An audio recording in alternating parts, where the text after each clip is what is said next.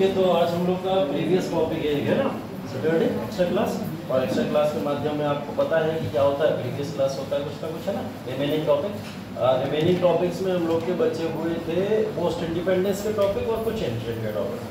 Post independence का एक ही topic बचा हुआ है, आई थिंक। तो हमने सोचा कि पोस्ट इंडिपेंडेंस का एक टॉपिक बचा हुआ है, उसी को आज समेट लेते हैं, ठीक है। बचा है जो एंशिएंट का पोर्शन है वो बाद में करा जाएगा, ठीक। तो पोस्ट इंडिपेंडेंस के टॉपिक में बड़े इंटरेस्टिंग टॉपिक बचे हुए हैं जो आज की क्लास के अंदर हम लोग करने वाले हैं। वो भारत की कुछ फॉरेन पॉलिसीज हैं या विदेश नीति है जिसको हम लोग बोलते हैं।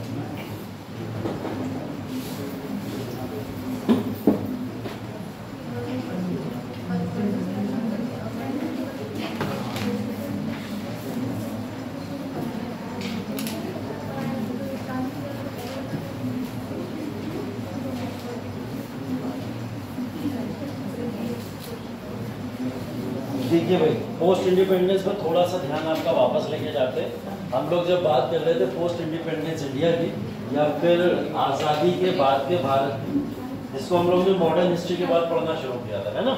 तो पोस्ट इंडिपेंडेंस में जो टॉपिक्स डिस्कस करने के लिए थे उसमें हमने राष्ट्र निर्माण की चुनौतियां पढ़े थे, है ना। ये टॉपिक पढ़ा था, आपने इलेक्शंस पढ़ लिए थे प्रीवियस क्लास के अंदर। लैंग्वेज या भाषा के आधार पर राज्यों का किस तरीके से बंटवारा हुआ या राज्य कैसे बने वो आपने पीछे पढ़ लिया था। आपको ये भी पता चल गया था कि 1947 में नेहरू ने कौन सी पॉलिसी अप्लाई की जिसके थ्रू उन्होंने नेशन की बिल्डिंग के लिए वर्क करना शुरू किया था, ठीक है। तो ये सारे प्रोसेस आप प्रीवियस क्लास में पढ़ चुके हो। आज की क्लास का जो टॉपिक है वो है भारत की विदेश नीति, ठीक है। विदेश नीति की बात करें, अब इंडिया अपने आप में इतना सक्षम हो चुका था कि वो फॉरेन रिलेशंस को बिल्डअप कर सकता था। अब वो फॉरेन रिलेशन अच्छे भी थे और फॉरेन रिलेशन बुरे भी थे। दोनों तरीके के फॉरेन रिलेशन यहाँ पे देखने, क्योंकि आप लोग को बुरे के तौर पर पाकिस्तान चाइना दिख ही रहा होगा यहाँ पे, है ना। तो उसको तो बताने की जरूरत नहीं। बुरे रिलेशन किसके साथ थे और किसके साथ हैं और तब से अभी तक क्यों चले आए हैं, इसका एक इतिहास है जो आज आप लोग जानेंगे।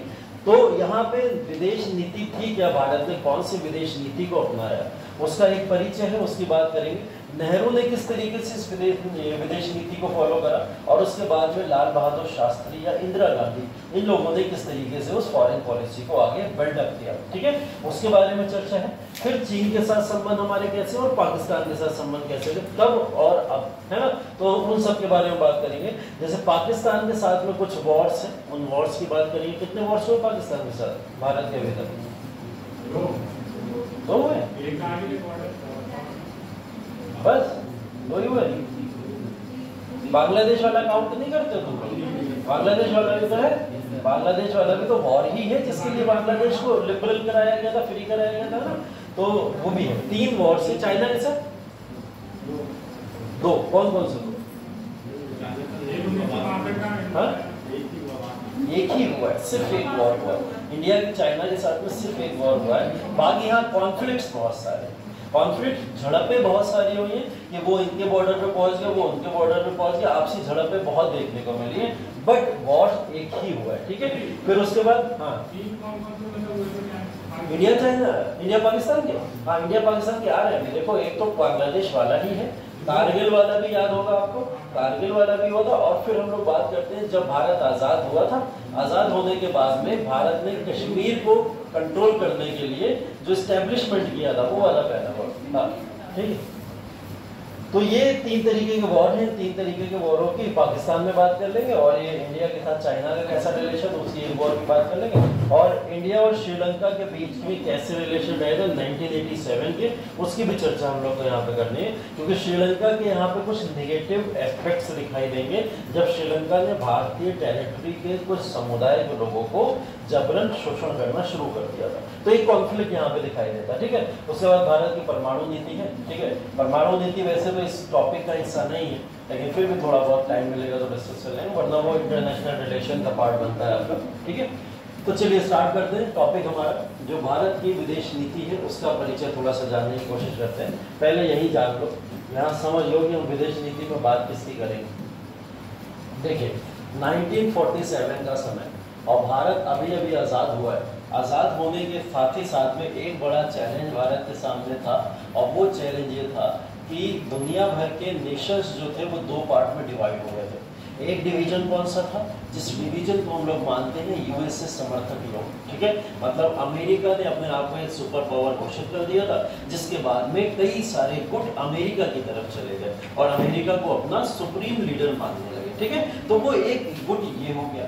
एक गुट था यूएसएसआर का, ठीक है। मतलब रशिया, जिसको आज के समय में आप प्रोमिनेंट, कल यूक्रेन रशिया की बात भी कर रहे थे हम लोग, तो यूएसएसआर का एक सेकंड यहाँ पे एक गुट बन गया और इस गुट के समर्थक के तौर पर कई सारे लोग इधर चले गए, ठीक। अब आप लोग खुद याद करो कि 1945 हो गया था वॉर समाप्त होते होते, क्योंकि जापान सबसे बाद में हटा और 1945 तक अप्रोक्स वॉर समाप्त हुआ है। 2 ही साल में भारत आजाद हो गया, उसके अगले, है ना। अब भारत के सामने एक बड़ा चैलेंज है, नई नई आजादी में अपना देश संभाले या अंतर्राष्ट्रीय संबंधों को बिल्ड करे, है ना। तो 2 बड़े चैलेंजेस इंडिया के सामने थे। अपने देश संभालने को लेकर नेहरू के सामने तो बहुत सारे चैलेंजेस थे ही थे। जिस तरीके से उन्होंने बात की थी, मैं सबसे पहले देश का अनएम्प्लॉयमेंट मिटाऊंगा, देश की गरीबी या फिर पॉवर्टी के ऊपर काम करूंगा, और एक बहुत बड़ा इंपॉर्टेंट मुद्दा है इनइक्वालिटी। ये 3 प्रोमिनेंट उनके ऑब्जेक्टिव थे जिसके ऊपर वो वर्क करना चाहते थे और उन्होंने वर्क किया। बट इन चैलेंजेस के बीच में एक बड़ा चैलेंज है दुनिया भर के नेशंस के बीच की आपसी कंपटीशन को टैकल करना, ठीक है।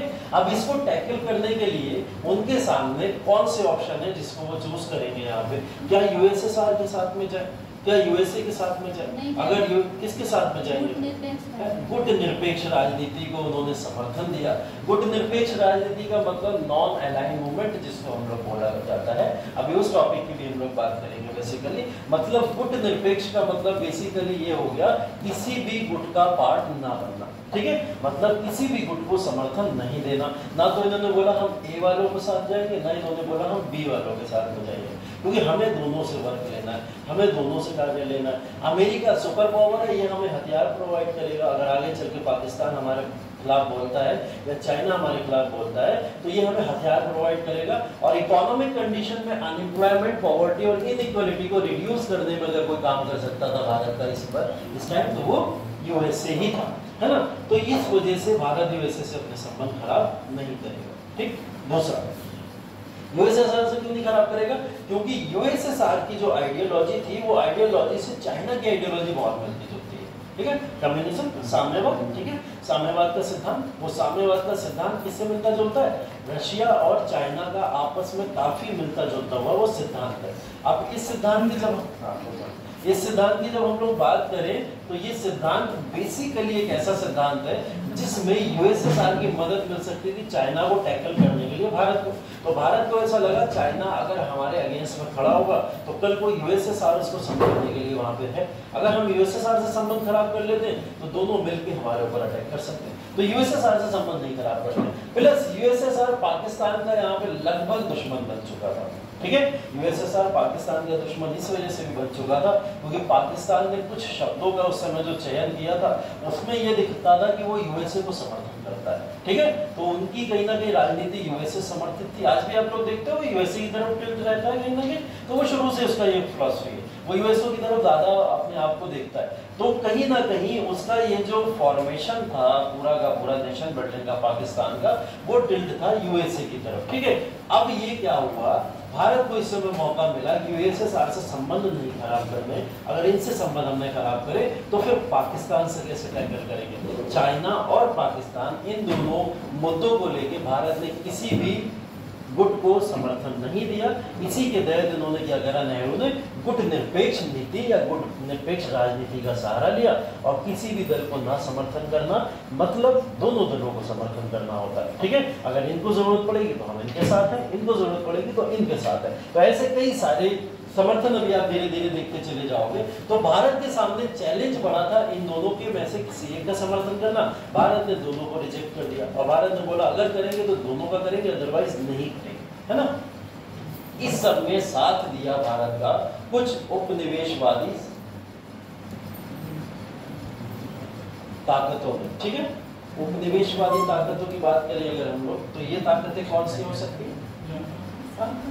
उपनिवेशवादी ताकतें अगर मैं बात करूं तो आप लोग इससे क्या समझ रहे हो? कौन है उपनिवेशवादी ताकतें इस समय? ब्रिटेन ने उपनिवेशवाद का सिद्धांत अपनाया हुआ था और वो उपनिवेशवादी ताकत के तौर पर था। भारत उसका एक पार्ट रह चुका है बहुत समय तक, तो कहीं ना कहीं एक सिंपैथेटिकल एंगल है जो उसके साथ में उसका देखने को मिलता है ना। मतलब एक कहीं ना कहीं दया भाव ब्रिटेन का किसके साथ देखने को मिलता था, भारत के साथ वो देखने को मिला करता था। और मैंने जैसा कि आपको पहले भी बताया, भारत के अंदर जब तक लॉर्ड माउंटबेटन थे, लॉर्ड माउंटबेटन हमेशा कोशिश क्या करते रहे कि ज्यादा से ज्यादा हिस्सा किसको मिले, भारत को मिले, है ना। तो वो आप लोग जो स्टेट रीऑर्गेनाइजेशन देखते हो ना, सारे के सारे जो स्टेट भारत में नहीं मिलना चाहती थी, उन सारे स्टेट को माउंटबेटन समझाते भी है अलग से जा जाके कि भाई भारत में जुड़ जाओ, आपका फ्यूचर यहाँ अच्छा होगा, है ना। तो इस वजह से ब्रिटेन का थोड़ा बहुत सपोर्ट कह दो या कुछ भी कह दो, वो भारत की तरफ देखने को मिलता ही मिलता है, ठीक है। इसके अलावा कुछ ऐसी शक्तियां भी थी जो इस औपनिवेशिक शक्ति से आजाद भी हुई थी। ऐसी शक्तियां कौन, ऐसी शक्तियों में एक तो इंडिया ही है, ठीक है, और ऐसी शक्तियों में अफ्रीकन नेशंस थे, ठीक है। अफ्रीका के भी बहुत सारे कॉन्टिनेंट या बहुत सारे जो इलाके थे वो सारे के सारे ब्रिटेन औपनिवेशिक शक्ति का पार्ट रहे हैं काफी समय तक। तो जब इंडिया और अफ्रीका ये दोनों देश आपस में मिले, इन्होंने ही मिलकर क्या करा था, गुट निरपेक्ष आंदोलन को बढ़ावा दिया और इसी को आगे बढ़ाया। इसके साथ कुछ अरेबिक कंट्रीज एक आध ऐड थी, जैसे मिस्र वगैरह को आप ले लो, एक आध कंट्री उसमें ऐड थी, ठीक है। बट इन्होंने जो इंडिया और अफ्रीका के जो नेशंस हैं विद मिस्र के साथ में, इजिप्ट के साथ में मिलकर इन्होंने एक ऐसी नीति चलाई जिस नीति के तहत हम देश दुनिया के तमाम ऐसे सिद्धांतों का पालन करेंगे जो शांति की तरफ ले जाते हैं, हम युद्ध का सहारा नहीं बनेंगे। तो भारत ने इस चैलेंज को इस तरीके से निपटाया कि हम 1947 के बाद अपना पक्ष एक ही रखेंगे और वो पक्ष होगा सिर्फ और सिर्फ डिप्लोमेसी की नीति, ठीक है। तभी भारत ने यहाँ से अपना लिया डिप्लोमेटिक नीति। आज तक भारत कभी भी किसी भी देश के फेवर में या अगेंस्ट में नहीं बोलता है, ठीक है। वो नहीं बोलता है, बहुत ही एक्सट्रीम ना हो जाए जब तक, तब तक वो बोलता ही नहीं। लेकिन जब बहुत एक्सट्रीम हो जाए, उसके ऊपर प्रेशर आने लगे या बोलो, तब क्या होता है, भारत उस देश के किसी फेवर में नहीं बोलता है। बहुत ही कम ऐसे इंसिडेंट हुए जब भारत ने किसी नेशन को फेवर किया होगा। आज के समय में भी आप देख लो, रशिया और यूक्रेन का वॉर चल रहा है ना। रशिया और यूक्रेन के वॉर के अंदर अभी अभी मैं आपको बता रहा हूँ, यूएसएसआर के साथ में संबंध बहुत अच्छे थे, है ना, और हमेशा से रहे। तो इसे तो रशिया का समर्थन करना चाहिए, रशिया के साथ में जाना चाहिए, रशिया के फेवर को बोलना चाहिए, हमेशा नहीं बोलता है। क्यों नहीं बोलता है? क्योंकि यूक्रेन भी है जो उसको सहायता कर सकता है कई सारी चीजों के अंदर। यूक्रेन से बहुत सारे बाई प्रोडक्ट्स हम लोग यहाँ पे लेके आते हैं, है ना, तो उनका इंपोर्ट करते हैं, तो उसके खिलाफ भी नहीं जा सकता। तो भारत ने अपना यहाँ भी स्टैंड कोई क्लियर नहीं किया। अभी आपको पता था कि 3 महीने पहले रशिया के अंदर गए थे हमारे प्रधानमंत्री जी, फिर यूक्रेन के अंदर गए, है ना, फिर एक बार रशिया गए, 2 बार मतलब यूक्रेन जा चुके, एक बार रशिया जा चुके। तो ये क्या दिखा रहा है, ये इसी चीज को दिखा रहा है कि हमारे प्रधानमंत्री मोदी जी या फिर हमारे जो नेशन का एक स्टैंड है, वो स्टैंड क्या है, बड़ा डिप्लोमेटिक है। हम किसी भी एंगल को खुला समर्थन नहीं देना चाहते। तो ये एक है। इसी तरीके से इजराइल और पैलेस्टीन वाला जो इशू, ठीक है, इजराइल पैलेस्टीन वाला इशू भारत के ऊपर लगभग 1947 से इस इशू के ऊपर आंसर देने के लिए दबाव पड़ता है। 1947 से बहुत समय से दबाव पड़ता है, ठीक है। इवन उससे भी पहले से पड़ता है, क्योंकि इसके बारे में गांधी जी तक बोल के जा चुके हैं।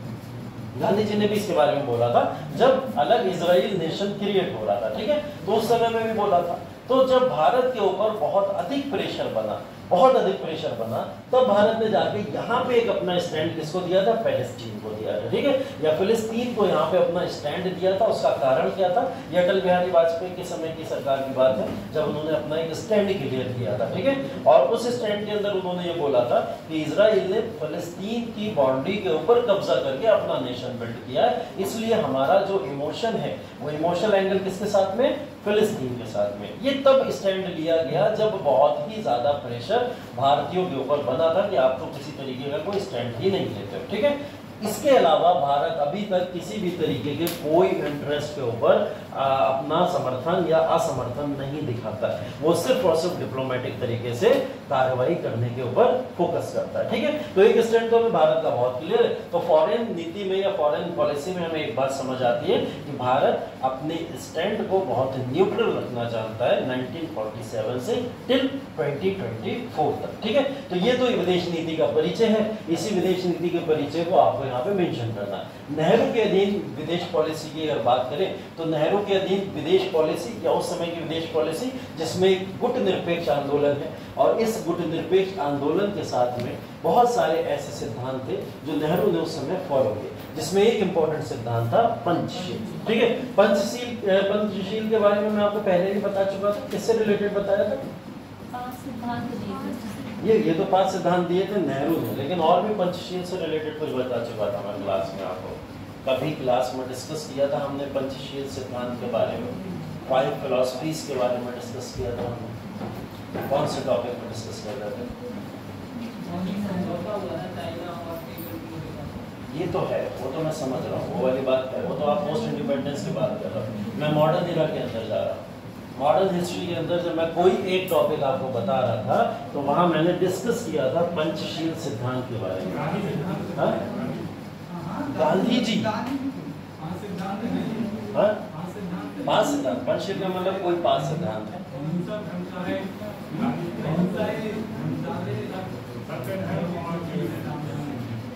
गांधी जी के पंचशील सिद्धांत को ही नेहरू ने अपनाया था। ठीक है, गांधी जी ने अपनी फिलॉसफीज के अंदर या तमाम बातों के अंदर कुछ 5 सिद्धांतों की बातें किया करते थे। ठीक है, और उन्हीं सिद्धांतों को नेहरू ने एक नया टर्म दे दिया था आगे आके, जिसको पंचशील सिद्धांत बोला जाता था। अब ये सिद्धांत सेम वो नहीं है जो गांधी अपनाया करते थे, इन्होंने अपने हिसाब से इसको मॉडिफाई करके उन सिद्धांतों को यहाँ पर लागू किया था। ठीक है, अब वो सिद्धांत क्या क्या थे?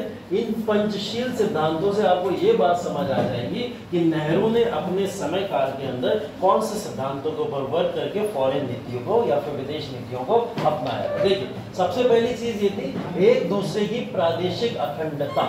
प्रादेशिक अखंडता का मतलब क्या होता है, समझते हैं आप? हस्तक्षेप नहीं करेंगे, एक दूसरे नेशन के अंदर किसी भी तरीके का कोई इंटरफेरेंस नहीं होगा। ठीक है, या हस्तक्षेप नहीं होगा। मतलब एक नेशन दूसरे नेशन के साथ में अपने जो रिलेशन बिल्ड करेगा उसमें किसी भी तरीके का कोई इंटरनल कॉन्फ्लिक्ट होने पे उसके बीच में इंटरफेरेंस नहीं देगा। ठीक है, तो ये कह सकते हो प्रादेशिक अखंडता की अपनी अपनी सबकी अखंडता है, सब अपने अपने आप में फ्री है और सब अपने अपने आप में सुप्रीम भी है। ठीक है, और साथ ही साथ में सर्वोच्च सत्ता के लिए पारस्परिक सम्मान की भावना। मतलब भारत को सम्मान चाइना से भी चाहिए तो भारत चाइना का भी सम्मान करेगा। ठीक है, एक दूसरे के सम्मान भी करने के लिए राजी है और साथ साथ में एक दूसरे की प्रादेशिक अखंडता को भी मेंटेन करके रखा जाए। ये इनके पहले सिद्धांत का था। और दूसरा था अनाक्रमण की नीति। अनाक्रमण की नीति मतलब किसी भी तरीके का कोई आक्रमण नहीं किया जाएगा। मतलब भारत कभी भी किसी चीज की पहल नहीं करेगा।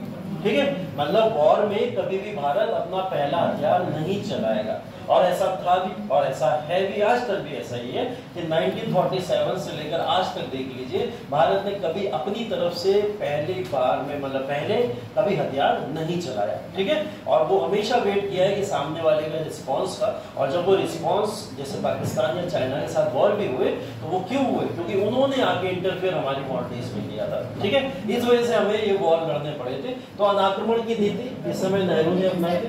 इसमें एक बात ये भी तो बोली जाती है कि चाइना और इंडिया का वॉर हुआ था, उसमें कहीं ना कहीं इंडिया ने जो दलाई लामा जी को यहाँ पर शरण दी थी, तो भी एक रीजन था उनकी उदारवादी नीति का भी। नहीं, वो तो बोला जाता है बिल्कुल। अभी जो चाइना की बात कर रहे हो आप, तिब्बत के इशू के ऊपर दलाई लामा भारत के अंदर चले आए थे और भारत के अंदर जब वो चले आए तो चाइना इस बात से नाराज हो गया। चाइना ने बोला आपने उसे शरण क्यों देके रखी है? जैसे आज के समय में थोड़ा बहुत शेख हसीना से मैच करा लो। शेख हसीना बांग्लादेश छोड़ के भारत के अंदर बैठी हुई है तो बांग्लादेश नाराज है ना भारत से कि आपने शेख हसीना को शरण क्यों देके रखी हुई। ठीक है, तो ऐसा ही कुछ उस समय में हुआ था। तो दलाई लामा ने जब यह एंटर किया था उस समय चाइना ने भारत की कुछ बाउंड्रीज पर अटैक करना शुरू किया ऊपर से। ठीक है, ये कॉन्फ्लिक्ट शुरू हुआ था जिसकी वजह से वो कहीं ना कहीं वॉर जैसी कंडीशन थी। वो ये रीजन ये बताते हैं कि उनके शरण से ही हमने वॉर किया। हाँ ठीक है, देखो दलाई लामा, आप ये कहना चाह रहे हो ना कि दलाई लामा ने आके भारत के कुछ लोगों को आके समझा दिया जिसकी वजह से भारत ने पहल करी वॉर के अंदर, है ना?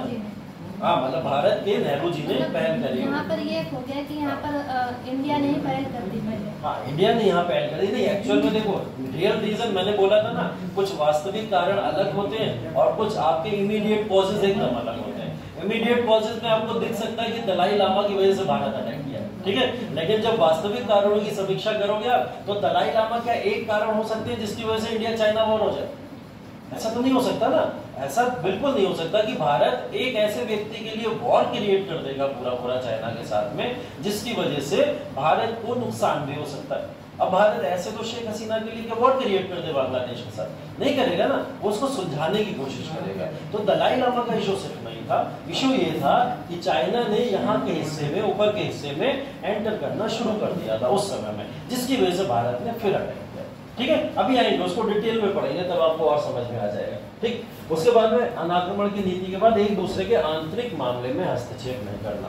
ठीक है, आंतरिक मसले में हस्तक्षेप नहीं करना। आंतरिक मसला कुछ भी हो सकता है, आपसी डिस्प्यूट्स भी हो सकते हैं, राज्यों का भी आपस में किसी तरीके का कलेश हो सकता है, हमें उस सब में नहीं जाना। ठीक है, अपना नेशन, अपनी बाउंड्री, अपनी चिंता करें सब लोग, दूसरे के नेशन, दूसरे के बाउंड्री के अंदर इंटरफेयर करने की जरूरत नहीं। हाँ जी, चीन तो जब कहता है तो ये चीन की नीति थोड़ी पढ़ा है, मैं तो नेहरू की नीति पढ़ा। हाँ, मजा आया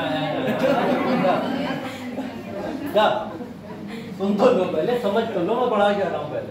ठीक है, तो ये विदेश नीति की बात हो रही है पंचशील के सिद्धांत की, ये नेहरू के पंचशील के सिद्धांत है। ठीक है, जवाहरलाल नेहरू ने जो 5 सिद्धांत अपनी तरफ से दिए हैं, ये उनको फॉलो करने की बातें हो रही है। ठीक, चलिए, एक दूसरे के आंतरिक मसले में नहीं जाना, समानता एवं पारस्परिक सहयोग पर बल देना। समानता और पारस्परिक बल, इसका एक एग्जाम्पल के तौर पर आप देख सकते हो कि एक दूसरी कंट्रीज के साथ में सहयोग करते हुए आपसी सम्मान को व्यक्त करना। दो नेशन की अगर मैं बात करूं तो आप इंडिया के साथ में किसी का एग्जाम्पल लिख सकते हो यहाँ पे? हाँ, उस समय तो चलो रशिया बोल दो, आज के समय में, आज के समय में समानता और पारस्परिक सहयोग पर बल, मतलब भारत समानता और पारस्परिक सहयोग के तौर पर आज के समय में कौन से नेशन के साथ में है? ऐसा कौन सा नेशन है इस समय जिसके साथ भारत के संबंध है? नेपाल से तो कॉन्फ्लिक्ट हो गया, अभी हो गया, रिसेंट में कॉन्फ्लिक्ट हो गया। भूटान के राजा से भी कुछ ना कुछ इशू चल रहा है, ऐसा नहीं मान सकते। बांग्लादेश से बहुत अच्छा चल रहा था, शेख हसीना ने बिगाड़ दिया सब। और रशिया ठीक है थोड़ा बहुत, लेकिन वो यूक्रेन की वजह से नाराज भी है कि मोदी जी वहां क्यों चले गए। ठीक है, वो अभी नाराज भी है थोड़ा बहुत, उसे मना लिया जाएगा बाद में, लेकिन अभी नहीं कह सकते। अमेरिका, UAE, ये अच्छा आंसर है, ये अच्छा आंसर है। इंडिया के UAE के साथ में संबंध बहुत अच्छे हैं अभी फिलहाल के टाइम में, तो UAE के साथ में हम लोग इस बात को लिख सकते हैं। ठीक है, मेंशन कर सकते हैं, लेकिन मेरा मकसद UAE पूछना नहीं था, और कुछ है। और बताइए, म्यांमार के साथ भी कॉन्फ्लिक्ट चल रहा है, बहुत बड़ा कॉन्फ्लिक्ट चल रहा है। हाँ, इटली के साथ में, हाँ ठीक, इटली के साथ में अच्छा संबंध है। और फ्रांस के साथ में उतना खास नहीं है, इशू चलता रहता है कुछ ना कुछ। जापान के साथ लगता है आपको इंडिया के बहुत अच्छे संबंध है? जापान के साथ कॉन्फ्लिक्ट रहता है इंडिया का, किस इशू पे रहता है? हाँ, रूस के साथ कोई इशू नहीं है, बट यूक्रेन वाला एंगल आ गया बीच में, इस वजह से बस थोड़ा इशू क्रिएट हो गया। ठीक है, वरना और कोई इशू ऐसा खास नहीं। और कुछ? इंडिया के इस समय ताज्जुब होगा आपको, बट इजराइल के साथ संबंध बहुत अच्छे हैं। इंडिया के इजराइल के साथ में संबंध अच्छे हैं। ठीक है, मैंने अभी तो बताया था आपको, पैलेस्टीन का सपोर्ट किया था भारत ने उस समय, बट अब हमने धीरे धीरे अपनी पॉलिसीज को थोड़ा सा टिल्ट किया है, अलग किया है, जिसकी वजह से इंडिया और इजराइल के संबंध बहुत सुधर रहे हैं और आगे दिशा फ्यूचर की तरफ दिखाई दे रहा है। ठीक है, तो इंडिया और इजराइल आज के समय में एक दूसरे के पारस्परिक संबंधों के साथ में आगे भी बढ़ रहे हैं, एक दूसरे का सम्मान भी कर रहे हैं और आगे एक दूसरे के साथ वर्क करने के लिए भी उत्सुक है। हाँ, इटली का जिसने नाम लिया वो भी सही है, UAE का जिसने नाम लिया वो भी सही। ठीक है, ये कुछ नेशंस ऐसे हैं जिनका एक एग्जाम्पल के तौर पर आज के समय में ये देखा जा सकता है। ठीक है, शांतिपूर्ण सह अस्तित्व। ठीक है, ये पॉलिसी वो पॉलिसी है जो नेहरू ने लगभग पूरे गुटनिरपेक्ष आंदोलन के दौरान चला रही थी। ठीक है, शांतिपूर्ण सह अस्तित्व का मतलब कोई समझाएगा क्या मतलब है इसका? एक दूसरे के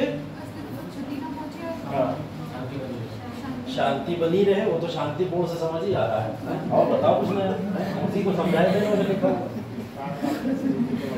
हाँ, विस्तारवादी, वेरी गुड वेरी गुड, बहुत बढ़िया। मतलब ऐसी किसी नीति को बढ़ावा नहीं देना जिससे शांति भंग हो सकती है। और वो नीतियां क्या हो सकती हैं? अगर आप किसी विस्तारवादी नीति को बढ़ावा दोगे, भारत भी तो कर सकता था, पाकिस्तान की किसी टेरिटरी में घुस के उस पर कब्जा करने की कोशिश कर सकता था, तो ये विस्तारवादी नीति उसकी तरफ से हो जाती।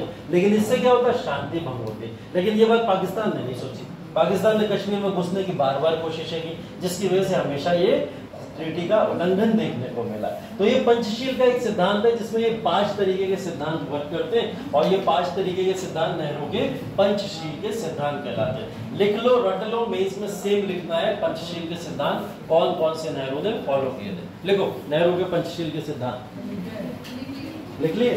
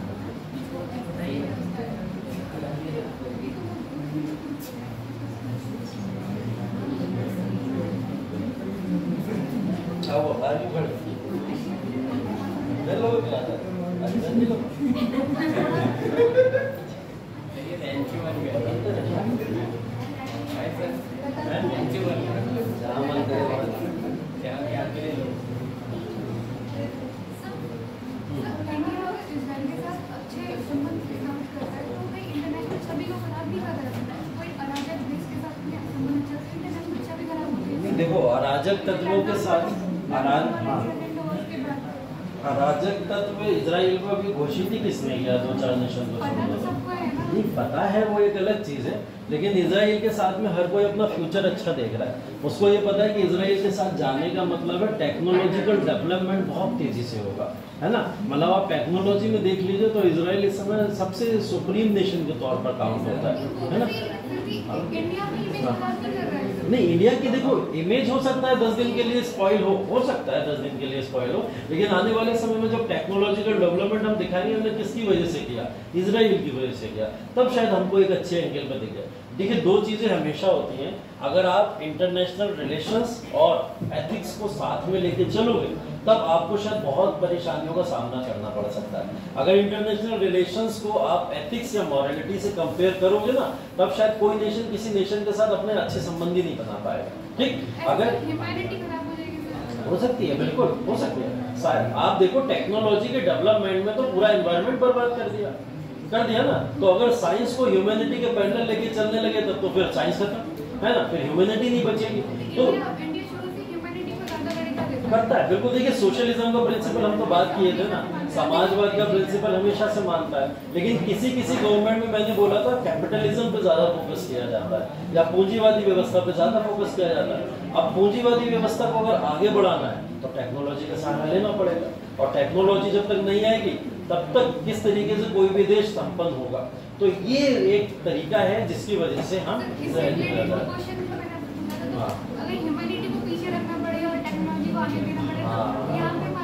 मैंने वही बोला था, मैंने यही बताया था, उस समय की सर्कमस्टेंसेस हमें देखने की जरूरत है। हमारे लिए उस समय फायदे वाली क्या चीज, अगर हमारे लिए फायदे वाली चीज इजराइल के साथ जाना है तो हम बेशक जाएंगे, बिल्कुल जाना चाहिए। ठीक है, उस समय अगर हम अपनी ह्यूमैनिटी को, हमारे मन में भावना जरूर है कि गलत हो रहा है, इस समय गलत, लेकिन हम उसका सहयोग थोड़ी कर रहे हैं पैसे देकर लो तुम फिलिस्तीन को मारो, ऐसा थोड़ी कर रहे हैं। हम उसके साथ भी नहीं खड़े कि तुम फिलिस्तीन के साथ सही कर रहे हो, ऐसा भी नहीं बोल रहे। लेकिन हाँ, हम इजराइल के साथ अपने संबंध ठीक करने की कोशिश कर रहे हैं। भारत ने अभी तक एक बार भी नहीं बोला कि हम फिलिस्तीन के अगेंस्ट में हैं या फिलिस्तीन के साथ गलत हो रहा है, मतलब सही हो रहा है, ऐसा कुछ भी नहीं बोला भारत ने अभी तक। भारत का स्टैंड जो है वो अभी भी न्यूट्रल है, लेकिन इजराइल से संबंध अपने ठीक करने में लगा हुआ है, क्योंकि उसको पता है इजराइल से संबंध ठीक करने का मतलब है कि फ्यूचर हमारा है ना। तो इस वजह से ये चीजें हो रही हैं, क्योंकि देखो अमेरिका था एक समय सुपर पावर, अब वो समय जा रहा है, अब वो जा रहा है, अब वो सुपर पावर के तौर पर थोड़े समय में काउंट भी नहीं होगा। और ये सब हम लोग अपनी आंखों से ही देखेंगे, एकदम देखेंगे। 1947 के बाद से लगातार पूरी दुनिया के ऊपर सुपर पावर के तौर पर सबसे बड़ा कब्जा अमेरिका का है, लेकिन उसके बाद में उसके बाद में हम देखने वाले सब चेंज होने वाला है। चाइना एक सुपर पावर की तरफ बहुत तेजी से बढ़ रहा है, ठीक है, लेकिन हम चाइना से संबंध नहीं अच्छे कर सकते, हो ही नहीं सकते, हमने कोशिशें बहुत करी, हो ही नहीं रहे। तो फिर हम ऐसे नेशन को देखेंगे जो चाइना के अलावा सुपर पावर के तौर पर बढ़ सकते हैं आगे, उनमें एक इजराइल का नाम आ जाता है ना। तो इस तरीके के नेशन से जिनका आगे बोला जाता था ना, अगर एंशिएंट, मेडिवल, मॉडर्न और पोस्ट मॉडर्न को आप काउंट करते हो ना, तो एंशिएंट का एरा जो था, वो एंशिएंट के एरा के अंदर आप लोग देखते हो वो लैंड की लड़ाई थी, ठीक है, मतलब लैंड के लिए लड़ा करते थे लोग आपस में एक दूसरे से, लैंड के ऊपर ही लड़ा करते थे। मेडिवल के अंदर जब मूव करोगे तो मेडिवल में देखोगे आप कि किसकी लड़ाई है, जहाजों में, सी के अंदर लड़ाइयाँ हो रही हैं, सी पोर्ट को कब्जाने की लड़ाइयाँ हो रही है, बंदरगाहों पे लड़ाइयाँ हो रही हैं। मॉडर्न के अंदर चले आओगे तो मॉडर्न के अंदर देखोगे एक दूसरे की टेरिटरी को कब्जाने की लड़ाइयाँ हैं अब, ठीक है, अब टेरिटोरियल कॉन्फ्लिक्ट होना शुरू हो गए। पोस्ट मॉडर्न में चले आओगे तो अब क्या है, एयर फाइट्स हो गई, ठीक है, एयर फाइट्स मतलब हवाई लड़ाइयाँ हो रही हैं। हवाई लड़ाइयाँ का मतलब अब जो स्पेस में पहुंच गया और वहां जो सबसे मजबूत है वही दुनिया में सबसे मजबूत माना जाता है। और वहां कौन पहुंचाएगी, टेक्नोलॉजी पहुंचाएगी। तो टेक्नोलॉजी में सबसे रिच होगा आने वाले समय में, वही दुनिया का सबसे सुपर पावर देश होगा, ठीक है। अब सुपर पावर ना बनने की जगह हम अगर मानववादी देश बनने के ऊपर रह गए तो कहीं ना कहीं हमारे देश का बंटाधार हो जाता है ना, तो कुछ नहीं बचेगा, मानवता बचेगी नहीं जब हमारे पास में ये सब चीजें होंगी। इधर से हमें लगभग देख लो, एक एग्जाम्पल के तौर पर आपको बताएं, आपने ये चीज देखी भी होगी, ये पूरे के पूरे इलाके के अंदर, इस पूरे इलाके में अगर देखो तो किसी के भी साथ हमारे संबंध अच्छे नहीं, किसी के भी साथ कोई ऐसा नेशन नहीं है जिसके साथ में हमारे संबंध अच्छे हों। पड़ोसियों की बात कर रहा हूँ मैं, नेबरिंग कोई कंट्री नहीं है जिससे हमारे संबंध ठीक ठाक हो। श्रीलंका थोड़ा बहुत अच्छा चलता था इसके साथ में संबंध, बट ये संबंध किसने बिगाड़ के रख दिए, चाइना, ठीक है, क्योंकि चाइना ने अपने बहुत सारी बाउंड्रीज को यहाँ पे कैप्चर करके रखा हुआ है, बहुत सारे पोर्ट को कैप्चर करके रखा हुआ है, अपनी तमाम इंडस्ट्रीज डाल के श्रीलंका को आधा खरीद चुका है वो। तो श्रीलंका किसकी सुनेगा, चाइना की सुनेगा, क्योंकि उसको इतनी उधारी दे के रखी है श्रीलंका को उसने। तो चाइना ने श्रीलंका के साथ में संबंध खराब कर दिया। थोड़ा बहुत बांग्लादेश के साथ में ठीक ठाक चल रहा था, शेख हसीना भाग के चली है ना, उनकी वजह से। अब भारत क्या करे, शेख हसीना को वापस भगाता है तो कल की वही जनता फिर से शेख हसीना को बैठाने की बात करेगी, क्या कि शेख हसीना को वापस लाओ, है ना। फिर भारत क्या करेगा, भारत तब याद दिलाएगा, देखो हम नहीं शरण दी थी तुम्हारी शेख हसीना को, है ना।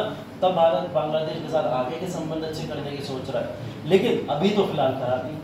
नेपाल के साथ में काला पानी का इशू चलता रहता है, बहुत बड़ा एक कॉन्फ्लिक्ट चल रहा है, कहीं ना कहीं देखने को मिलता है। भूटान के साथ में अगर देखो तो भूटान कहता है कि तुमने हमारे साथ में संधि की थी अंग्रेजों के समय में, वो संधि के तहत तुमने हमारे साथ में गलत किया, है ना, तो वो गलतियां गिनाता रहता है हमें अभी भी, और उसके लिए आंखें दिखाता रहता है। म्यांमार बर्मा को लेकर गुस्सा है, वो अभी भी बर्मा वाली संधि याद है ना, 1935 में बर्मा दे दिया गया था, जो अलग कर दिया गया था, वो उसको लेके अभी भी नाराज चलता है ना। तो वो म्यांमार हमारे साथ में किसी भी तरीके से खड़े होने को तैयार नहीं है। और इसी तरीके से पाकिस्तान तो देख ही रहो, सबसे बड़ा दुश्मन। तो चारों तरफ से हम घिरे हुए इससे, ये चारों तरफ के नेशंस के साथ हमारे रिलेशंस अच्छे नहीं, इसीलिए हम फोकस कहाँ कर रहे हैं, यूरोप के ऊपर कर रहे हैं, ठीक है। यूरोपियन कंट्रीज के साथ में अगर हमारे रिलेशंस अच्छे हो जाते हैं तो शायद ये सारे कॉन्फ्लिक्ट अपने आप ही सुधर जाएंगे, ठीक है। यहाँ पे उन्हें फोकस कर रहे हैं, ये है America, north America, south America, इसके साथ रिलेशन अच्छे करने का कोई मतलब ही नहीं, ये बहुत ही धोखेबाज आदमी, ठीक है, बहुत गोली देता है। गोली देने का मतलब ये सिर्फ दो पक्षों को लड़ाना जानता है और लड़ा के अपने हथियार बेचना जानता है। ये कभी भी किसी पक्ष की तरफ नहीं खड़ा दिखाई देगा, ठीक है। और अगर खड़ा भी दिखेगा तो उसके पीछे एक मुनाफा होगा, वो मुनाफा क्या होगा कि अपने हथियार से बेचने, ठीक है। इजराइल को अंधाधुंध समर्थन किया, अभी देखा आप लोगों ने, ठीक है। उधर यूक्रेन को अंधाधुंध समर्थन किया, दोनों को समर्थन देने के पीछे एक ही कारण था, और वो कारण सिर्फ और सिर्फ एक है, अपने हथियारों की सप्लाई करना ज्यादा से ज्यादा इन नेशंस के लिए। क्योंकि इनको हथियार चाहिए थे अमेरिका से, तो वो उनके साथ खड़ा हो गया। यूएसए पाकिस्तान के साथ खड़ा होता है हमेशा जब इंडिया और पाकिस्तान कॉन्फ्लिक्ट होता है, इस बात को भी ध्यान रखना। तो इंडिया कभी यूएसए के ऊपर कैसे भरोसा कर नहीं कर सकता ना, तो हमें अपनी छवि यही सुधारनी है यूरोप के अंदर। तो इस वजह से यूरोपियन कंट्रीज से छवि सुधरी तो हमारे आसपास के नेशन अपने आप ही हमारे फेवर में आना शुरू हो जाएंगे। ठीक है, तो ये एक तरीका है कहीं ना कहीं जिससे भारत अपनी नीतियों के ऊपर फोकस करने की कोशिश कर रहा है। ठीक है, फिलहाल उस समय की जो नीतियां हमने बनाई, उन नीतियों के तहत जो नेहरू की विदेश नीतियां थी, उन विदेश नीतियों के अंतर्गत कुछ और भी इंपॉर्टेंट क्लॉजेस हैं जिन क्लॉजेस को ध्यान में रखा जाता है, जिसके अंदर सबसे पहली चीज थी स्वतंत्र विदेश नीति। ठीक है, स्वतंत्र विदेश नीति वही नीति हो गई जिसके अंदर वही 5 सिद्धांतों को फॉलो किया जा रहा है जिसको हम लोग पंचशील के सिद्धांत बोलते हैं। ठीक है, तो ये स्वतंत्र विदेश नीति का पार्ट हो गया। ये हो गया गुटनिरपेक्ष आंदोलन, जिसको नाम बोलते हैं हम लोग नॉन अलाइंड मूवमेंट के तौर पर जाना जाता है। किसी भी गुट को समर्थन ना देना और अपने आप को निष्पक्ष रखना, किसी भी पक्ष की तरफ ना जाना। ठीक है, उसके बाद में औपनिवेशिक और पूर्व औपनिवेशिक देशों को समर्थन। ये वो देश है जो कभी ना कभी ब्रिटेन के पावर के अंडर में है, इन्होंने ब्रिटेन का राज अपने देशों में झेला है ना। तो ये वो देश है जिन देशों से भारत एक इमोशनल एंगल टच करके उनके साथ में संबंध अच्छे क्रिएट करने की कोशिश कर रहा है। ठीक है, उसे पता है क्योंकि ब्रिटेन ने जो शोषण हमारे यहाँ किया वो शोषण उन देशों में भी किया होगा जहां उसने राज किया है, तो वो ऐसे देशों को समर्थन करने में जुटा हुआ है। तो एक तो ये हो गया, और एक है पड़ोसी और अन्य देशों के साथ शांतिपूर्ण सहस्तित्व। ये तो अभी पीछे वाला पॉइंट जो आप लोग देख रहे थे, मतलब पड़ोसियों के साथ में हमारा रिलेशन हमेशा अच्छे होने चाहिए और एक दूसरे के साथ कोऑपरेट करके चलना चाहिए। बट अनफॉर्चुनेटली अभी नहीं, पहले उस समय में कोशिश की गई थी। भारत के आर्थिक हित की सुरक्षा, भारत के इकोनॉमिक पर्सपेक्टिव को बहुत ध्यान में रखा गया था। इकोनॉमिक पर्सपेक्टिव पे कोई फर्क नहीं पड़ना चाहिए। इकोनॉमिक पर्सपेक्टिव की जब आप लोग बात करोगे तब यहाँ पे हमें यूएसए का भी साथ देना पड़ा और यूएसएसआर का भी साथ देना पड़ा। ठीक है, तभी हम आज के समय में इजराइल के साथ में भी खड़े हुए दिखाई देते हैं, तभी हम आज के समय में रशिया और यूक्रेन के साथ में भी खड़े दिखाई देते हैं। कारण तो यही है कि हम अपना इकोनॉमिक पर्सपेक्टिव को डाउन नहीं करना चाहते थे। भारत की हालत वैसी बहुत बुरी थी, इस समय 2 से 3% जीडीपी बची थी बस, है ना। 2 से 3% जीडीपी का योगदान पूरे विश्व में भारत का इस समय बचा था। इसको बढ़ाने का एक बड़ा चैलेंज था। बढ़ाना तो छोड़ो, भारत के अंदर हंगर एक बहुत बड़ी प्रॉब्लम थी। ऐसी प्रॉब्लम थी कि जब हमने यूएसए से मांगा अनाज कि हमें अनाज दे दो, हमारे यहाँ अनाज खत्म हो गया है, तो यूएसए ने हमें परोसा पता क्या था, जो वो वहाँ सुअर को खिलाता था वो अनाज हमको परोसा। ठीक है, वो अनाज हमको उसने दिया था हमारी मजबूरी का फायदा उठाते हुए। और ये बात किससे छुपी है, पूरी दुनिया इस बात को जानती है कि उसने उस अनाज को हमारे सामने पेश किया था और वो अनाज भारतीय लोगों ने अपने हंगर को मिटाने के लिए कंज्यूम भी किया था। ठीक है, तो ऐसे अनाजों को अमेरिका ने हमें दिया जिसको कहीं ना कहीं गलत तरीके से या इनह्यूमन नेचर के तौर पर देखा गया। तो भारत अपनी इकोनॉमिक कंडीशन को इंप्रूव करने के लिए सिर्फ यूएसए पे निर्भर नहीं हो सकता था, ये बात तब बहुत क्लियर हो चुकी थी। ठीक है, और भारत की सुरक्षा एक बहुत इंपॉर्टेंट मुद्दा था। भारत को अपनी चाइना से भी सुरक्षा करनी है, पाकिस्तान से भी सुरक्षा करनी है, जो दो बड़े भारत के इस समय राइवलरी हुआ करते थे। ठीक है, तो ये कुछ मानक है जिसके तहत नेहरू ने अपनी पूरी की पूरी विदेश नीति का यहाँ पर संचालन कराया होगा। ठीक है, क्लियर है बात, लिख लो जो बचा होगा।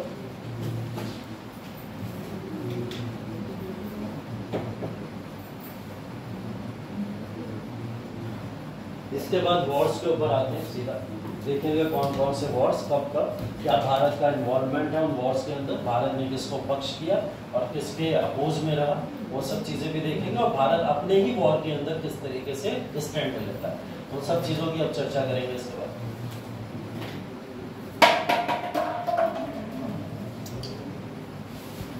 आज प्लास्टिक वाली तो स्टील वाली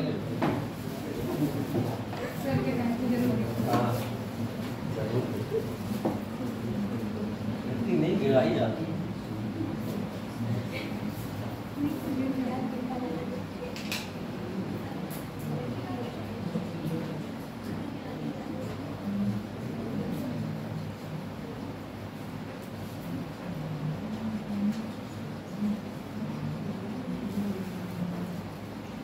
चलिए ना,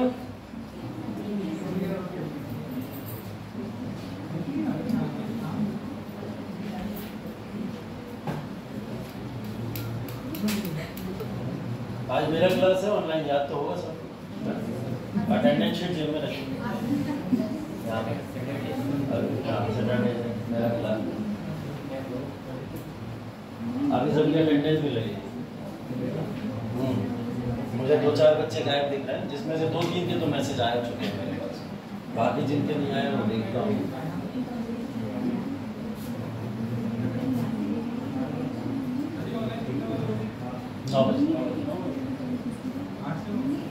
मैंने तो की थी आपसे, ये तुम्हारे पड़ोसी हैं, इन्हें समस्या होती है, इन्हें बात करनी रहती है ना।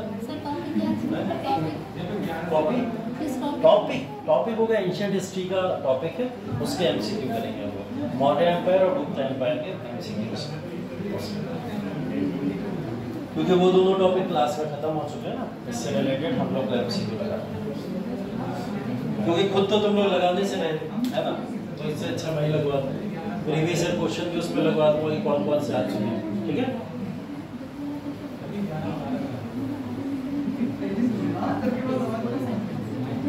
सब आवाजें आ रही, कान बहुत बड़े हैं।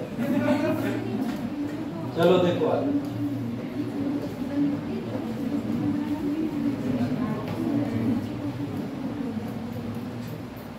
देखिए यहाँ पे कहानी शुरू होती है भारत की कोरियाई युद्ध के साथ, ठीक है। इसमें भारत का डायरेक्ट इन्वॉल्वमेंट कुछ नहीं है, ऐसा नहीं है भारत कोरिया के साथ जाके खुद लड़ा है ना, ऐसा कुछ भी नहीं है। लेकिन 1950 से 53 के समय एक युद्ध छिड़ गया था, जो सेकेंड वर्ल्ड वॉर के बाद में एक बड़े निर्णायक युद्ध के तौर पर देखा जाता है। इसके अंदर नॉर्थ कोरिया, ठीक है, और साथ ही साथ में साउथ कोरिया, ये 2 कंट्रीज थी, ठीक, जो आज के समय में 2 कंट्रीज है, उस समय में एक ही कंट्रीज कोरिया हुआ करते थे, ठीक है। तो कोरियन वॉर के अंदर क्या हुआ था, यहाँ पर उत्तर कोरिया और दक्षिण कोरिया के बीच में एक लड़ाई देखी गई, ठीक है। वो लड़ाई बेसिकली आइडियोलॉजिकल लड़ाई है, ऐसी लड़ाई बिल्कुल नहीं है कि नेशन एक दूसरे की बाउंड्री पे कंट्रोल करना चाहते हैं। कैसी लड़ाई है? आइडियोलॉजिकल लड़ाई है। आइडियोलॉजिकल लड़ाई की बात करें तो उत्तर कोरिया कम्युनिस्ट समर्थक हुआ करता था। ये कौन सी विचारधारा को समर्थन करता था? कम्युनिस्ट को। कम्युनिस्ट आइडियोलॉजी आप लोग साम्यवाद को बोलते हो, और साम्यवाद किसको हम लोग बोलते हैं? जो कार्ल मार्क्स जैसे लोगों ने, लेनिन जैसे लोगों ने पॉपुलर की थी, ठीक है। ये कम्युनिस्ट आइडियोलॉजी भारत के दक्षिण में भी देखी जाती है कहीं ना कहीं, और वहां पे भी इसका वर्चस्व दिखाई देता है। फिलहाल आज के समय में साम्यवाद का प्रिंसिपल का महत्व काफी बढ़ता चला जा रहा है अदर नेशंस में, क्योंकि चाइना जिस तरीके से आगे बढ़ रहा है, अगर दुनिया के अंदर चाइना सुपर पावर बना तो इसका डायरेक्ट इंपैक्ट किसके ऊपर पड़ेगा? अदर सभी नेशन के ऊपर पड़ेगा, और वो कम्युनिस्ट थ्योरी को अपनाने की कोशिश करेंगे, है ना। तो जो सुप्रीम लीडर होता है लोग उसी को तो फॉलो करते हैं ना। अमेरिका एक डेमोक्रेटिक नेशन है, ज्यादातर कंट्रीज डेमोक्रेटिक बन गई, देखा ना मैं, दुनिया भर की ज्यादातर कंट्री कैसे बन गई? डेमोक्रेटिक बन गई। तो अगर कोई कम्युनिस्ट आइडियोलॉजी का देश आगे सुपर पावर बनेगा तो फिर क्या होगा? एक डर है कि कम्युनिस्ट आइडियोलॉजी ना पूरी तरीके से वर्चस्व अपना स्थापित कर दे, ठीक। तो एक लड़ाई थी उत्तर कोरिया जो कम्युनिस्ट समर्थक था, और दक्षिण कोरिया जो पश्चिमी समर्थक था। पश्चिमी समर्थक की बात अगर करें यहाँ पे तो कौन सी आइडियोलॉजी है? लोकतंत्र की बात कर सकते हो, चलो ठीक है, डेमोक्रेटिक आइडियोलॉजी हो सकती है, और समाजवाद, सोशलिज्म। सोशलिज्म कम्युनिज्म लगभग सेम कॉन्सेप्ट के आसपास ही गिरता है जाके, तो ये तो नहीं हो सकता। पश्चिमी समर्थक जितने भी लोग थे वो कैपिटलिस्ट आइडियोलॉजी के थे। कैपिटलिस्ट मतलब पूंजीवादी, ठीक है।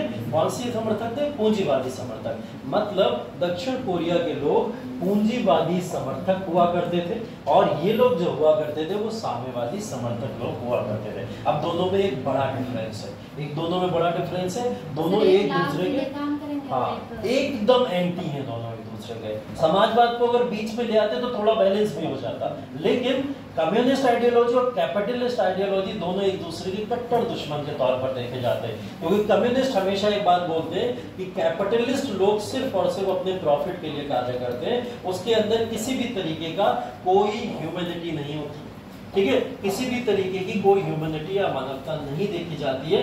ये लोग सिर्फ अपना प्रॉफिट चाहते हैं, उसके लिए चाहे किसी का विनाश करना पड़े, उसको खत्म क्यों ना करना पड़े, उसके लिए तैयार रहते हैं, ठीक है। तो ये लोग माना करते थे कैपिटलिस्ट आइडियोलॉजी को एक तरीके से मर्डरर के तौर पर तक संज्ञा दी गई है कि कैपिटलिस्ट आइडियोलॉजी या पूंजीवादी सिद्धांत दुनिया को बर्बाद कर देगा। इसी के अगेंस्ट में बेसिकली कम्युनिस्ट आइडियोलॉजी शुरू ही क्यों हुई थी? वो इसी के अगेंस्ट में शुरू हुई थी। कम्युनिस्ट आइडियोलॉजी शुरू हुई, उन्होंने बोला हम यहाँ पे आके 4th क्लास को आके कुछ राइट्स देने वाले हैं, ठीक है।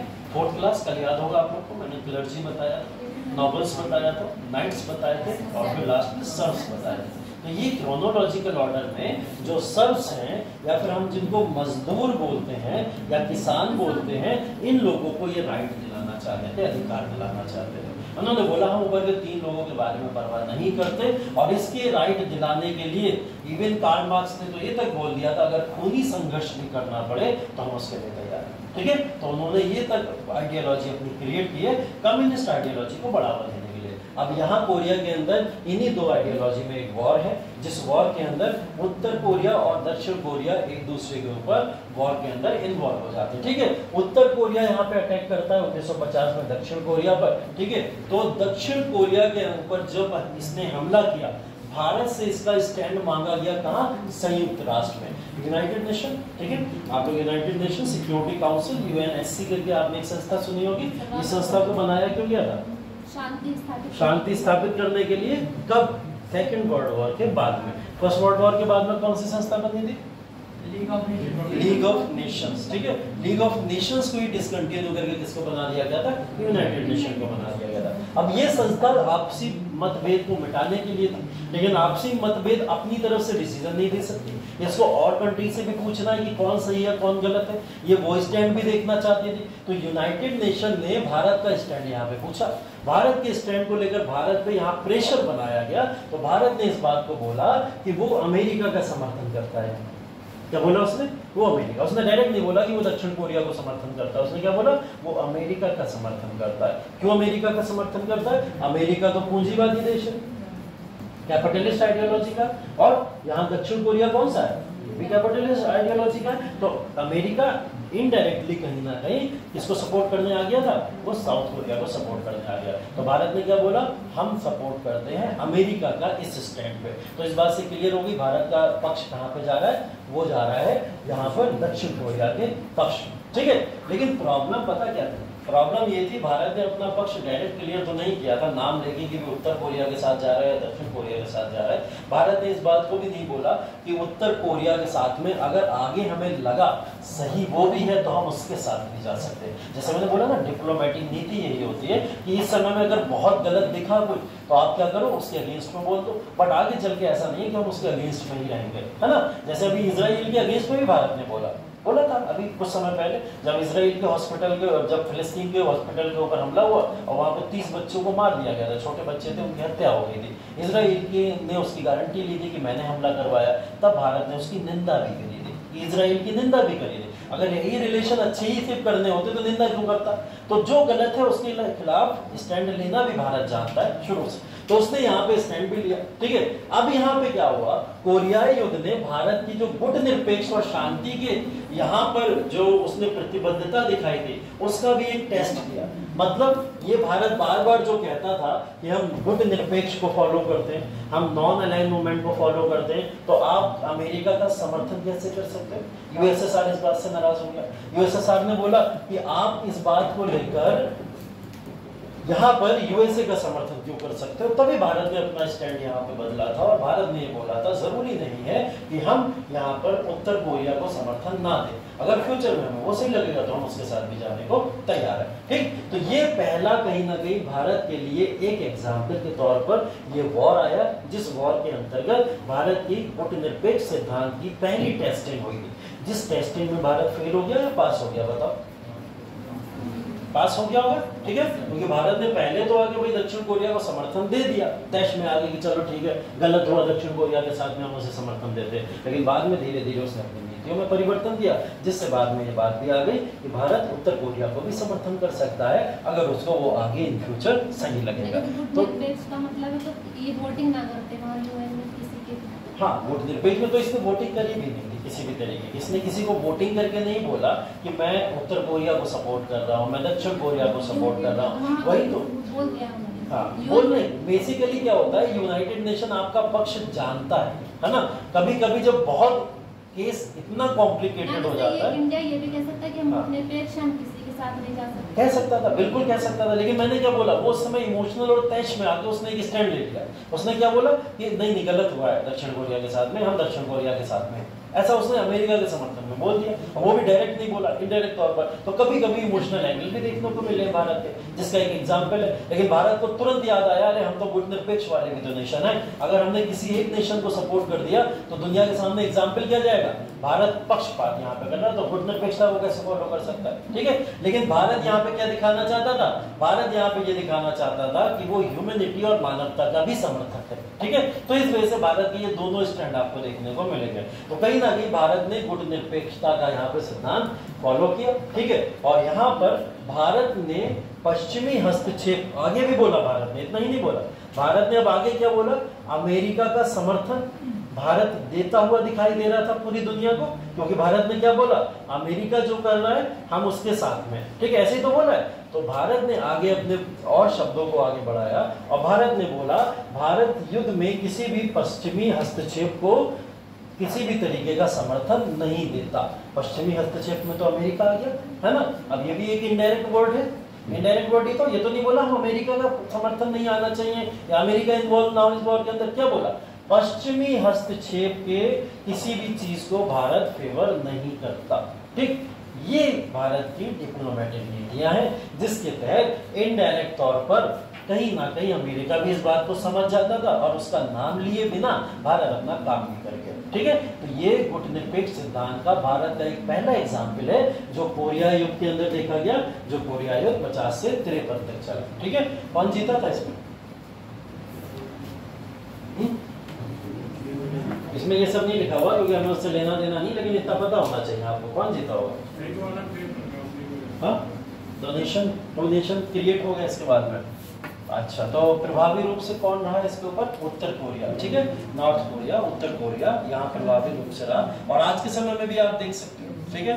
नॉर्थ कोरिया को बहुत अच्छे से आप देख सकते हो, हर तरीके से हर कोशिश करने के लिए तैयार रहता है पूरी दुनिया को उड़ाने की, है ना। चलो ये लिख लो, कोरिया युद्ध के बारे में अगर कुछ लिखना हो आप लोग को मेंशन कर लो, कम से कम ईयर तो मेंशन कर लो और भारत का इसके ऊपर स्टैंड मेंशन कर लो, भारत का स्टैंड क्या है। हाँ हाँ,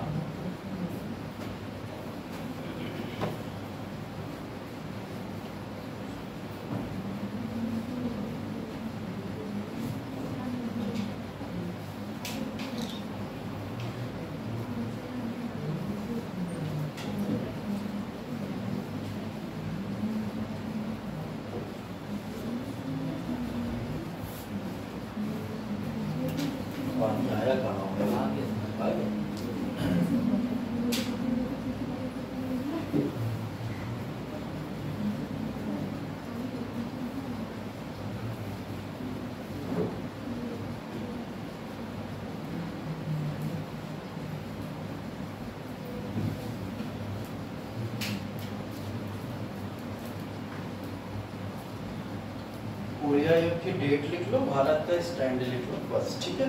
और ये आइडियोलॉजी जरूर लिख लेना, दोनों देशों की आइडियोलॉजी क्या थी, भारत ने कौन सी आइडियोलॉजी का समर्थन किया होगा, बस इतना पता होना जरूरी है। ये एक एग्जाम्पल है जो भारत के नाम मूवमेंट या फिर नॉन अलाइन मूवमेंट गुटनिरपेक्ष आंदोलन को दर्शाता है। भारत का स्टैंड क्या? भारत का स्टैंड इसमें ये लिख लेना, भारत ने प्रारंभिक रूप में इसको सपोर्ट किया था अमेरिका के तौर पर दक्षिण कोरिया को डायरेक्टली सपोर्ट किया था, ठीक है। तो ये वाला स्टैंड वहां पे लिख लेना। लेकिन बाद में आके उसने इस बात को बदल भी दिया था अपनी, और बोला था कि वो उत्तर कोरिया को भी सपोर्ट कर सकता है। भाई कैपिटलिस्ट आइडियोलॉजी से तो अच्छी ही आइडियोलॉजी कम्युनिस्ट आइडियोलॉजी लगा करती थी उस समय के लीडर्स को, है ना। जब नेशन के अंदर इस तरीके की पूरी दुनिया के अंदर अलग अलग मतभेद चल रहे थे आइडियोलॉजी का, उस समय में लोगों को पूंजीवादी अर्थव्यवस्था से ज्यादा अच्छी साम्यवादी अर्थव्यवस्था लगा करते थे, क्योंकि साम्यवादी अर्थव्यवस्था में लोगों के वेलफेयर की भी बातें होती है ना, थोड़ा बहुत सोशलिज्म से जुड़ती मिलती है वो कहीं ना कहीं।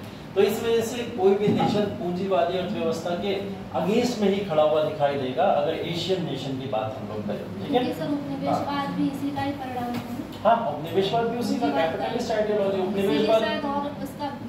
उपनिवेशवाद क्रिएट ही कैपिटलिज्म की वजह से हुआ, पूरी तरीके से उसका क्रिएशन ही है। हाँ, समाजवाद और साम्यवाद में डिफरेंस, समाजवाद का एक्सट्रीम रूप कम्युनिज्म है, मतलब जब समाजवाद अपने एक्सट्रीम तरीके पे चला जाए, इतना बढ़ जाए समाजवाद, तो वो कम्युनिज्म का फॉर्म ले लेता है। एग्जाम्पल के तौर पर समाजवाद के अंदर ये होता है कि जो सरकार होती है, सरकार का नियंत्रण अपनी जनता पे उतना ही होता है जब तक जनता अपने आप को स्वतंत्र महसूस करे। ठीक है, मतलब अगर आपने किसी भी तरीके का कोई बिजनेस डेवलप किया हुआ है, उस बिजनेस के ऊपर सरकार आपके ऊपर कंट्रोल तो रखेगी कि भाई देखती रहे डॉक्यूमेंटेशन वगैरह ठीक चल रहा है, लेकिन बिजनेस को आप अपने हिसाब से रन करोगे ना। अगर आप किसी भी प्रोडक्ट को बेचना चाहते हो अपने हिसाब से बेचना चाहोगे, लेकिन कम्युनिज्म में सरकार आपके बिजनेस पे भी कंट्रोल रखती है। वो चाहती है कि जितने भी डिसीजन लिए जाए समाज के अंदर वो मेरे अनुसार लिए जाए। वो ये चाहती है कि अगर ये कोई प्रोडक्ट भी बेच रहा है तो वो मेरे हिसाब से बेचे, क्योंकि सरकार ये मानती है कि मुझे सब पता है सही और गलत क्या, तुम्हें नहीं पता। ठीक है, तो ये कम्युनिज्म की आइडियोलॉजी है। वो ऐसा इसलिए करती है कि ये जो पब्लिक है ये वेलफेयर के लिए हम इसके काम करेंगे, ये अपना वेलफेयर खुद नहीं जानते, हम जानते हैं, तो वो वहां पे वो चीज दिखाने की कोशिश करते हैं। ठीक है, कैपिटलिज्म एकदम फ्री है, कैपिटलिज्म में सब फ्रीडम होती है, सरकार का कोई कंट्रोल जहाँ पे ना हो। समाजवाद में भी है, साम्यवाद में भी है। कैपिटलिज्म में सरकार का कंट्रोल खत्म हो जाता है, सारा कंट्रोल किसके हाथ में, व्यापारी वर्गों के हाथ में आ जाता है। ठीक,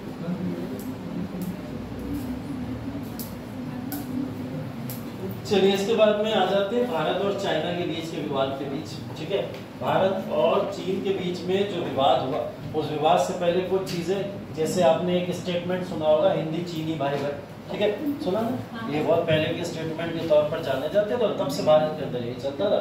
नेहरू जी ने इस सिद्धांत की शुरुआत की थी और नेहरू जी ने बोला था भारत और चाइना के बीच में संबंध अच्छे स्थापित करना है, और भारत हमेशा से चाहता था चाइना के साथ में हमारे जो रिलेशंस हो बहुत ही ज़्यादा नॉर्मल हो और अच्छे हो। चाइना हमें हर चीज़ में समर्थन करे और हम चाइना को हर चीज़ में समर्थन करें, लेकिन चाइना कभी भी भारत के किसी भी समर्थन के साथ में खड़ा हुआ दिखाई नहीं देता। कभी भी कोई भी एंगल, चाहे कितना भी भारत अपने स्टैंड पे सही क्यों ना हो, चाइना हमेशा उसके अगेंस्ट में ही बात करेगा, हमेशा। इसका कारण क्या हो सकता है, कि आप लोग बता सकते हो कि चाइना हमेशा भारत के विरोध में क्यों रहता है, अगर भारत सही भी है तब? क्योंकि भारत एक लोकतांत्रिक देश है और वो है साम्यवादी। चलो ये तो विचारधारा का कॉन्फ्लिक्ट हो गया, लेकिन सिर्फ विचारधारा के कॉन्फ्लिक्ट में तो बहुत सारे देश आ जाते हैं। फिर पाकिस्तान भी इस तरीके से, पाकिस्तान का समर्थन नहीं करता है। चाइना मतलब जो याद है उनको अपने मतलब एरिया में मानता है, जो कि इंडिया को चाइना टेरिटोरियल डिस्प्यूट है, इस वजह से ऐसा होता है सिर्फ और सिर्फ। अच्छा, और कुछ? भारत को एक दूसरा पावर के तौर पर देखता है। गुड, हाँ बढ़िया।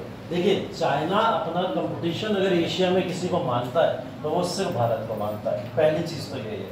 भारत एक ऐसा देश है जिस देश के अंदर अगर हम देखें सबसे ज्यादा प्राचीन इतिहास में सोना पाया जाता था किसी भी नेशन के मुकाबले। ठीक है, आज के समय में ये सब संख्या कम हो गई है, अब सबसे ज्यादा सोना अगर देखोगे यूएसए में पाया जाता है। ठीक है, लेकिन सबसे ज्यादा सोना पाया जाता था भारत के अंदर। भारत ऑलरेडी बहुत रिच था अपने कल्चर में और अपनी वेल्थ में भी, हर चीज में रिच था, और ये बात चाइना शुरू से देखता चला है। ठीक है, मंगोलों के समय से अगर हम लोग देखें, बहुत पुराना इतिहास रहा है कहीं ना कहीं। तो वो एक कॉन्फ्लिक्ट कहीं ना कहीं पूरे एशिया में अगर एक सुपर पावर के तौर पर आज के समय में चाइना देखता है तो वो सिर्फ भारत को देखता है। उसे पता है भारत अपने रिलेशन यूरोप के साथ में भी अच्छे कर लेता है, भारत अपने रिलेशन यूएसए के साथ में भी अच्छे कर लेता है, लेकिन चाइना के रिलेशन कभी भी यूएसए के साथ में अच्छे नहीं हो पाते, है ना। कॉन्फ्लिक्ट कुछ ना कुछ क्रिएट होते हुए दिखाई देते हैं हमेशा।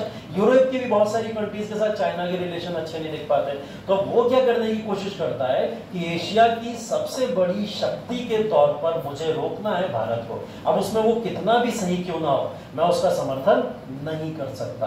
तो एशिया के दो बड़े प्रतिद्वंदी के तौर पर देखे जाते हैं भारत और चाइना। मतलब भारत और चाइना के तौर पर अगर देखा जाए, चाइना भारत के बीच का कॉन्फ्लिक्ट सिर्फ और सिर्फ एक प्रतिस्पर्धा का कॉन्फ्लिक्ट है, सिर्फ और सिर्फ एक कंपटीशन का कॉन्फ्लिक्ट है। चाइना कभी भारत को अपने से ऊपर नहीं देखना चाहता। ठीक है, ये कॉन्फ्लिक्ट। बाकी देखिए आइडियोलॉजिकल डिफरेंस तो है, टेरिटोरियल डिस्प्यूट्स भी है, ये सब बातें सेकेंडरी है। और ये सब बातें तब आई जब ये वाला डिस्प्यूट क्लियर हुआ होगा, तब उसने बहाने निकालना शुरू करे कि तुम्हारे साथ हमारी सोच मैच नहीं करती है, हम तुम्हारी बाउंड्रीज को अपनी बाउंड्रीज मानते हैं, ये सब उन्होंने फिर बहाने निकालना शुरू करे। मेन है वो कभी भी भारत को एक बड़ी पावर के तौर पर नहीं देखना चाहता, ठीक है। और अगर आप देखो इकोनॉमिक पर्सपेक्टिव में भारत बहुत तेजी से इतनी आगे बढ़ रहा है कि वो चाइना को कितने भी समय में, आने वाले समय में अगर चाइना थोड़ा भी पिछड़ा तो एक जंप लगा के आगे जा सकता है, ठीक है।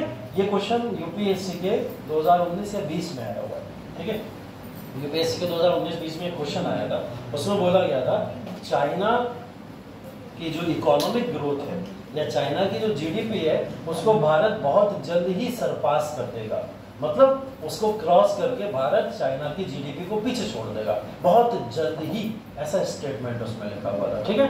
और बहुत जल्दी का मतलब मैं बहुत जल्दी अपने शब्दों में बता रहा हूँ, वहां पे एक अलग शब्द लिखा हुआ था, मतलब एक त्वरित टाइप का शब्द लिखा हुआ था कि तुरंत ही ऐसा हो जाएगा, ठीक है। तो वो स्टेटमेंट वहां पे गलत था, ठीक है। लोगों ने तो ये बात भावनाओं में आकर लिख दी कि हाँ भारत जिस तेजी से तरक्की कर रहा है उस तेजी से क्या करेगा, चाइना को पीछे छोड़ देगा, लेकिन छोड़ सकता है, ये फ्यूचर पर्सपेक्टिव, तुरंत छोड़ देगा ये एकदम प्रैक्टिकल बात नहीं है, ठीक है। तो दोनों में एक बड़ा डिफरेंस है। आज भी चाइना की जीडीपी हमसे बहुत अच्छी है, बहुत आगे चाइना आज भी खड़ा है ना। इन सब बेसिस पे चाइना आज भी अच्छा, अगर इकोनॉमिक बेसिस पे देखा जाए तो है, ठीक। जीडीपी ग्रोथ रेट में भी अच्छा है, बट हाँ भारत ने जिस तेजी से ग्रोथ किया है उस ग्रोथ में अगर थोड़े समय तक ग्रोथ ऐसे ही चलेगा तो हम चाइना को पीछे छोड़ भी सकते हैं, ये भी स्टेटमेंट हमें याद रखना है, ठीक। तो ऐसे क्वेश्चन देखिए आ जाते हैं कभी कभी। अब प्रॉब्लम देखिए क्या क्या बनी, उन सारी प्रॉब्लम के ऊपर यहाँ पे बात कर लेते हैं। यहाँ पर भारत और चाइना के बीच में जो इशू शुरू हुए थे वो इशू शुरू हुए थे इंटरनेशनल डिस्प्यूट से, मतलब अंतरराष्ट्रीय कुछ ना कुछ कॉन्फ्लिक्ट थे जिसकी वजह से भारत और चाइना आपस में आकर भिड़ गए, ठीक है। जैसे लाओस और कंबोडिया का इशू, ठीक है। लाओस और कंबोडिया एशियन कॉन्टिनेंट के इलाके, ठीक है, ये बात जानते हैं हम लोग। एशियन कॉन्टिनेंट के इलाके होने की वजह से लाओस और कंबोडिया के ऊपर अपना प्रभाव चीन जमाना चाहता था, ठीक है। लेकिन इसको लेके भारत ने क्या करा था, विरोध जताया। भारत ने इस बात को लेके विरोध जताया कि दो इंडिपेंडेंट अलग अलग टेरिटरीज के ऊपर कोई अदर नेशन अगर आके अपना प्रभाव जताने की कोशिश करेगा तो ये तो पुरानी वही बात हो गई जिस बात को लेकर पहले ही अटलांटिक चार्टर आ चुका है, जिस चार्टर ने मना करा है कि अब कोई देश किसी देश के ऊपर रूल नहीं करेगा। तो भारत ने वो चार्टर याद दिलाया, इस चीज को लेके यहाँ पे चाइना नाराज हो गया, ठीक है। लेकिन भारत को यहाँ पे सहारा मिला, थोड़ा सा सपोर्ट मिला, किससे? भारत को ग्रेट ब्रिटेन, फ्रांस, इनसे आश्वासन मिला कि वो कभी भी चाइना को वहां पर फलने फूलने नहीं देगा। चाइना ने इस समय अमेरिका से कांटेक्ट कर लिया, चाइना ने बोला कि मैं अमेरिका से मदद लेके वहां पे बना लूंगा, तो अमेरिका बोला तुम टेंशन ना लो। अमेरिका ने क्या बोला, मैं अपने अड्डे बनाता हूँ वहां पे, ठीक है, तुम्हें रोक रहे हैं ना ये लोग, मुझे तो नहीं रोकेंगे, मैं सुपर पावर हूँ। तो अमेरिका ने बोला मैं वहां पे अपने अड्डे बना लूंगा। लाओस और कंबोडिया के अंदर अमेरिका ने अनाउंस कर दिया कि वो अपने व्यापारिक अड्डे वहां बनाएगा, ठीक है। इस बात का विरोध करा भारत ने। भारत के साथ कौन चलाया? ग्रेट ब्रिटेन और साथ ही साथ में फ्रांस चलाया, जिसकी वजह से अमेरिका तक को पीछे हटना पड़ा थोड़ा सा। इस बात से चाइना के ऊपर बहुत गहरी चोट पड़ी होगी, क्योंकि भारत को, चाइना को क्या समझ आया होगा, भारत प्रभावशाली देश तो है, अगर भारत ने मेरी नहीं चलने दी इसके अंदर, एशिया के अंदर, और अमेरिका जैसे नेशन को पीछे हटवा दिया तो वो भारत के अंदर एक बहुत बड़ा प्रतिद्वंदी साबित हो सकता है। कॉन्फ्लिक्ट कहां से शुरू हुआ? लाओस और कंबोडिया से, ठीक है। तो ये कॉन्फ्लिक्ट को याद रखना है, ये कॉन्फ्लिक्ट अप्रॉक्स 1949 का है, जब ये कॉन्फ्लिक्ट यहाँ पे भारत के अंदर ये चाइना का और भारत का डिस्प्यूट शुरू हुआ था, ठीक है। इस बात को आप लोग को याद रखना। फिर आता है सुएज नहर वाला मुद्दा, ठीक है। अब यहाँ पे देखिए अमेरिका और ब्रिटेन, ये दो नेशन है इस समय के, ठीक है। अमेरिका और ब्रिटेन जो है वो नील नदी, ठीक है, नाइल रिवर के बारे में आप लोगों ने सुना होगा। नाइल रिवर जो पूरी के पूरे यूरोप के अंदर हम लोग जिसको देखते हैं, ठीक है, यहाँ पर डैम बनाने की एक कोशिश कर रहे थे, ठीक है। लेकिन इन्होंने क्या करा था, किन्हीं फैसलों के या दबाव में आके उसके पूरे के पूरे डिसीजन को वापस लेने की कोशिश करी, ठीक है। उसके बाद में मिस्र ने क्या करा, एक कोशिश करी कि वो सुएज नहर का नेशनलाइजेशन करेगा। सुएज नहर के ऊपर कंट्रोल किसका हो जाता? मिस्र का हो जाता। इजिप्ट अपना कंट्रोल स्थापित कर लेता वहां पे, ठीक है। तो स्वेज नहर का उपयोग करने वाले देशों में ब्रिटेन और फ्रांस आते थे। ब्रिटेन फ्रांस भी स्वेज नहर का उपयोग करा करते थे। देखिए ये नहर जो होती है या फिर ये जिस भी तरीके की ये सारी चीजें हैं, ये वहाँ के एग्रीकल्चर पैटर्न को बढ़ाने के लिए उपयोग में की जाती हैं। अगर किसी नहर का विकास रोक दिया गया या किसी भी जगह पे जाने से अगर उसको रोका जाता है तो वहाँ के एग्रीकल्चर के ऊपर उसका डायरेक्ट इम्पैक्ट पड़ता है। ठीक है, तो एग्रीकल्चर स्पॉइल हो जाता है अगर सबसे मेन नहर से ही पानी आना बंद हो जाए। ठीक, तो ये स्वेज नहर का जो यहाँ पे यूज करते थे, कौन करते थे? ब्रिटेन और फ्रांस। ठीक, और स्वेज नहर के लोगों ने क्या बोला कि हमें इसके ऊपर अंतर्राष्ट्रीय नियंत्रण चाहिए। क्यों? क्योंकि मिस्र इसके ऊपर अपना नियंत्रण करने की कोशिश कर रहा है। हम नहीं चाहते मिस्र अपनी इसके ऊपर अपना कंट्रोल करे। किसने बोला? ब्रिटेन और फ्रांस ने। ठीक है, अब भारत आता है बीच में। भारत भी स्वेज नहर का प्रयोग करा करता था। ठीक है, भारत को भी स्वेज नहर की जरूरत पड़ती थी, भारत भी उसका प्रयोग करता था। उपयोगकर्ता होने के साथ साथ वो ये मानता था कि नहर किसका हिस्सा है? मिस्र का एक अभिन्न अंग है। तो स्वेज नहर के मुद्दे के ऊपर यहाँ पर भारत ने किसका स्टैंड लिया? मिस्र का स्टैंड लिया। मतलब उसने ब्रिटेन और फ्रांस को यहाँ पर क्या करा? अपोज करा और किसका साथ दिया? मिस्र का साथ दिया। इसी समय ब्रिटेन फ्रांस ने मिलकर अटैक कर दिया था मिस्र के ऊपर। किस मुद्दे पे? स्वेज नहर के विवाद के ऊपर, जिसका भारत ने क्या करा? यहाँ पे अपोज किया। भारत ने बोला ये गलत तरीका है, आपने मिस्र के ऊपर अटैक करा। जब तक इंटरनेशनल किसी भी तरीके का कोई भी यहाँ पर डिसीजन नहीं आ जाता, आप अटैक करने वाले कौन होते हो? भारत ने इस बात को मिस्र का यहाँ पे स्टैंड लिया और मिस्र के स्टैंड को लेते हुए भारत ने क्या करा? अपनी सेना भी वहां पे भेजी, जिससे वहां पे शांति को बहाल किया जा सके। ठीक है, तो मिस्र की सेना के साथ में भारत ने अपनी सेना को मिलाया था। इसके लिए स्वेज नहर का अंतर्राष्ट्रीय समर्थन मिस्र के ही साथ में रहे, ऐसा करने के लिए। तो अब आपको यहाँ पे लग रहा होगा कि कूटनिरपेक्ष का सिद्धांत तो समाप्त हो गया है ना। कूटनिरपेक्ष का सिद्धांत तो क्या कहता है? दोनों नेशंस के बीच में भाई बैलेंस करो। आपने तो जाके सीधे मिस्र का साथ दे दिया, तो फिर यहाँ पे ब्रिटेन और फ्रांस तो हमसे नाराज हो जाते हैं और नाराज होने के बाद में उनसे हमारे संबंध खराब हो जाते हैं पूरी तरीके से। तो यहाँ कूटनिरपेक्ष का सिद्धांत तो दिखाई नहीं देता। दिख रहा है कहीं किसी को? नहीं दिख रहा ना। मिस्र के साथ में है भारत, सैन्य समर्थन मिस्र को दे रहा है और फ्रांस और ब्रिटेन का यहाँ पर अपोज कर रहा है। ठीक है, लेकिन देखिए भारत ने यहाँ पर कूटनिरपेक्ष का समर्थन किस तरीके से किया। स्वेज नहर का जो इशू था, उस इशू को सॉल्व करने के लिए भारत ने क्या बोला? नाइल रिवर जो है, उस नाइल रिवर का कंट्रोल हम चाहते हैं ब्रिटेन अपने हाथों में ले ले। क्या बोला? नाइल रिवर का जो कंट्रोल है वो कौन ले ले अपने हाथों में? ब्रिटेन अपने हाथों में ले ले। तो मिस्र के स्वेज नहर के ऊपर से ध्यान हटा के भारत ने ब्रिटेन का फोकस कहाँ करवा दिया? नाइल रिवर के ऊपर करा दिया।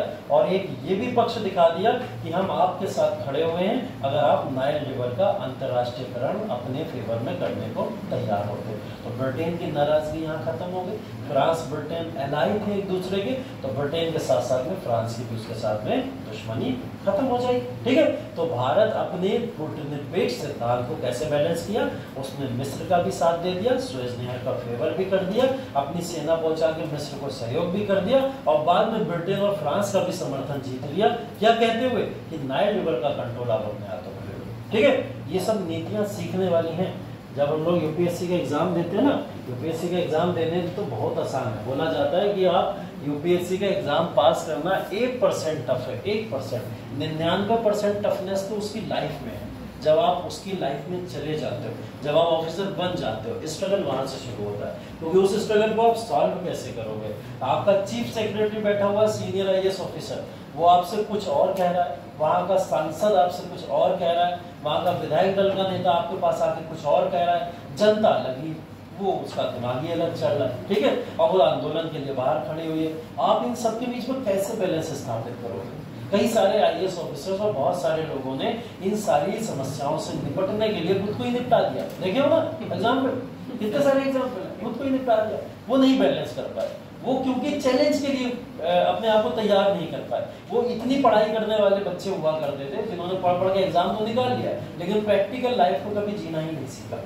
ये सब चीजें जिसने ध्यान से पढ़ ली और ध्यान से समझ ली, उसको ये पता चल जाएगा आने वाले समय में आप जिस फील्ड के अंदर भी जाओगे, जब भी आप ऑफिसर के तौर पर कार्य करोगे, तो आपको ये सिद्धांत कितने कार्य करने वाले।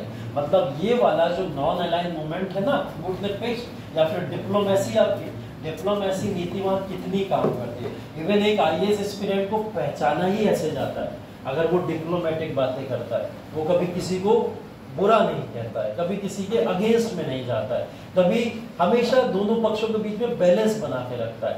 ऐसे जो कहीं ना कहीं ट्रेड्स होते हैं ना, वो एक आईएएस ऑफिसर जो बनने वाला होता है उसके अंदर ही पाए जाते हैं। ठीक है, इसका मतलब ये नहीं कि आपको कोई दोगला कहने लगे, ठीक है, वो बिल्कुल भी नहीं है इसका मतलब। हाँ, अपना जो भी सिद्धांत है उस सिद्धांत के अंदर वो एथिकल वैल्यूज को जरूर मेंटेन करके रखना चाहिए। ठीक है, तो वो एथिकल वैल्यूज के आधार पर लोग यहाँ पर डिप्लोमेटिक नीति को जो भी अपनाते हैं उसका एक शर्त है। जब आप आईएएस ऑफिसर बन के ट्रेनिंग करने जाओगे ना लबासना में पहला चैप्टर ही पढ़ाया जाता है डिप्लोमेटिक नेशन के तौर पर, और डिप्लोमेटिक नेशन में ये सारी थ्योरीज पढ़ाई जाएंगी आपको कि आप सीखो कि आपको डिप्लोमेसी कैसे करनी है। वो डिप्लोमेसी का सहारा आप अपने परिवार के साथ में भी लो, ठीक है, परिवार के साथ में लेना ही पड़ेगा। वो कहेंगे शादी कर दो बच्चे की जल्दी से जल्दी, अब तो अधिकारी बन गया, आपको मना करना पड़ेगा, डायरेक्ट मना कर दो तो चमाट पड़ जाएगा। ठीक है, तो चमाट पड़ने से बचाने के लिए करना क्या है, डिप्लोमेसी का सहारा लेना है ना, क्योंकि किसी और बाबू को भी बोल कर रखा है ना, तो दोनों तरफ बैलेंस करना है। तो इस वजह से क्या करना है, तो कहीं ना कहीं आपको डिप्लोमेसी का सहारा वहां पे लेना पड़ता है। तो ये डिप्लोमेटिक नीतियां सब यहीं से सीखी जाती है ना। ठीक है, चलो हो गया आगे। अच्छा, ये नोट करना हो किसी को कर लो, भारत चाइना वाला जो इशू है लाओस कंबोडिया से शुरू हुआ था, और अंत यहाँ पे हम देख लेंगे सुएज नहर के साथ में यहाँ पे इशू आगे देखता है। हंगरी आगे पढ़ेंगे, इसको नोट करना होगा, भारत चाइना का कॉन्फ्लिक्ट कैसे शुरू हुआ लाओस कंबोडिया से। ठीक है, सुएज नहर विवाद की जड़ क्या है, डेट क्या है, 1956।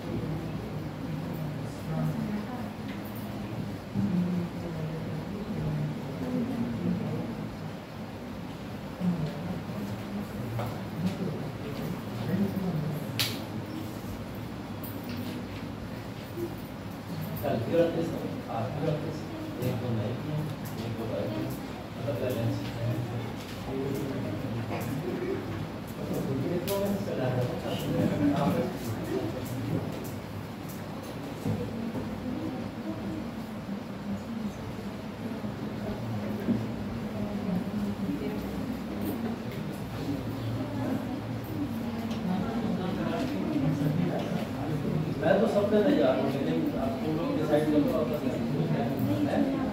अच्छा चलो वोटिंग करा दो, ठीक है, वीटो मेरे पास है।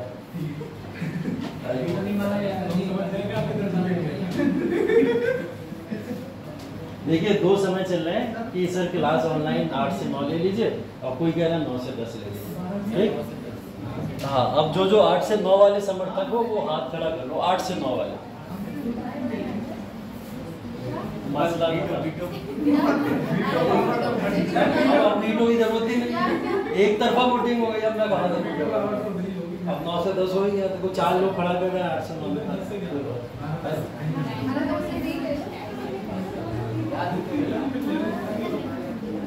देखो, मुझे रात में जो भी समय बता दोगे 8 बजे के बाद 7 बजे के बाद से मैं तैयार हूँ, मुझे कोई इशू नहीं है। ठीक है, लेकिन तुम लोग आपस में डिसाइड कर लो। मैंने 9 से 10 इसलिए रखा था क्योंकि सभी लोग कहीं ना कहीं उस पर सपोर्ट दे देते हो, है ना, तो 9 से 10 इसलिए मैंने बोला था। और यही वाला एंगल था जो एंगल आज हुआ है ना, वोटिंग वाला, उस समय भी मैंने ऐसे पूछा। नोट कर लिया, करो करो करो।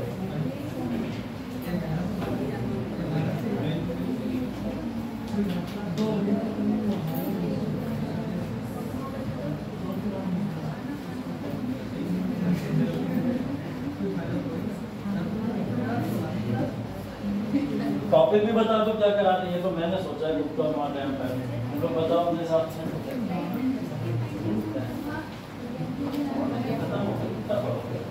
टेस्ट भी दे दिए उसका ज़्यादा इम्पोर्टेंट तो आज के समय में मध्यकालीन और इतिहास जो है एंशिएंट और मेडिवल दोनों इम्पोर्टेंट है। मेडिवल क्लास में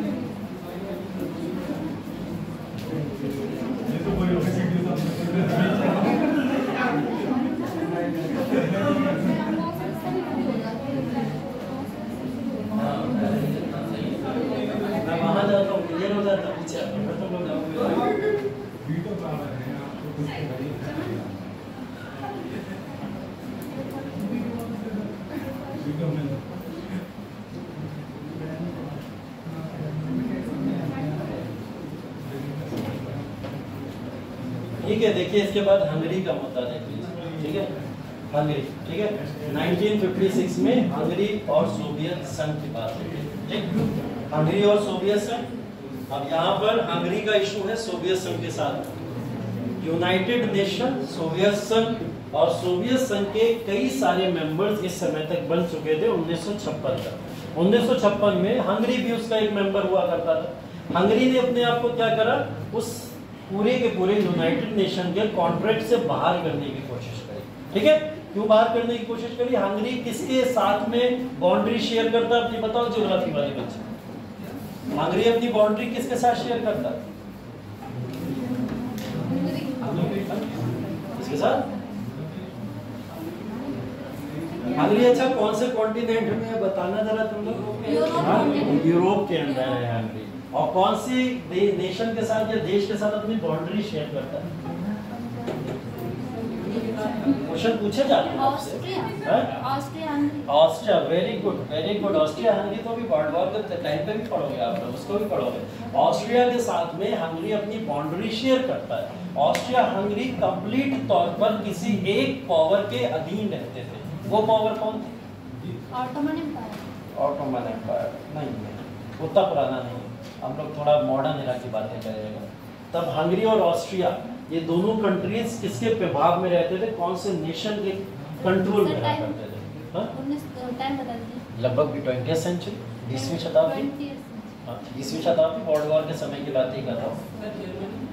जर्मनी, हंगरी का जो विवाद हुआ था आप लोग को याद है ना, हंगरी की वजह से वर्ल्ड वॉर और ऑस्ट्रिया की वजह से क्रिएट हुआ। ठीक है ना, तो वही तो उसी को बोलते हैं ध्रुव देशों की वजह। नहीं, मैं ये पूछ रहा हूँ कौन से नेशन के कंट्रोल में रहता था? कोई एक देश होगा जिनके प्रभाव में ये रहता होगा। हंगरी और ऑस्ट्रिया। फ्रांस। फ्रांस किधर से लड़ा था वर्ल्ड वॉर में? हंगरी ऑस्ट्रेलिया के साइड से लड़ा था या इसके अगेंस्ट में लड़ा?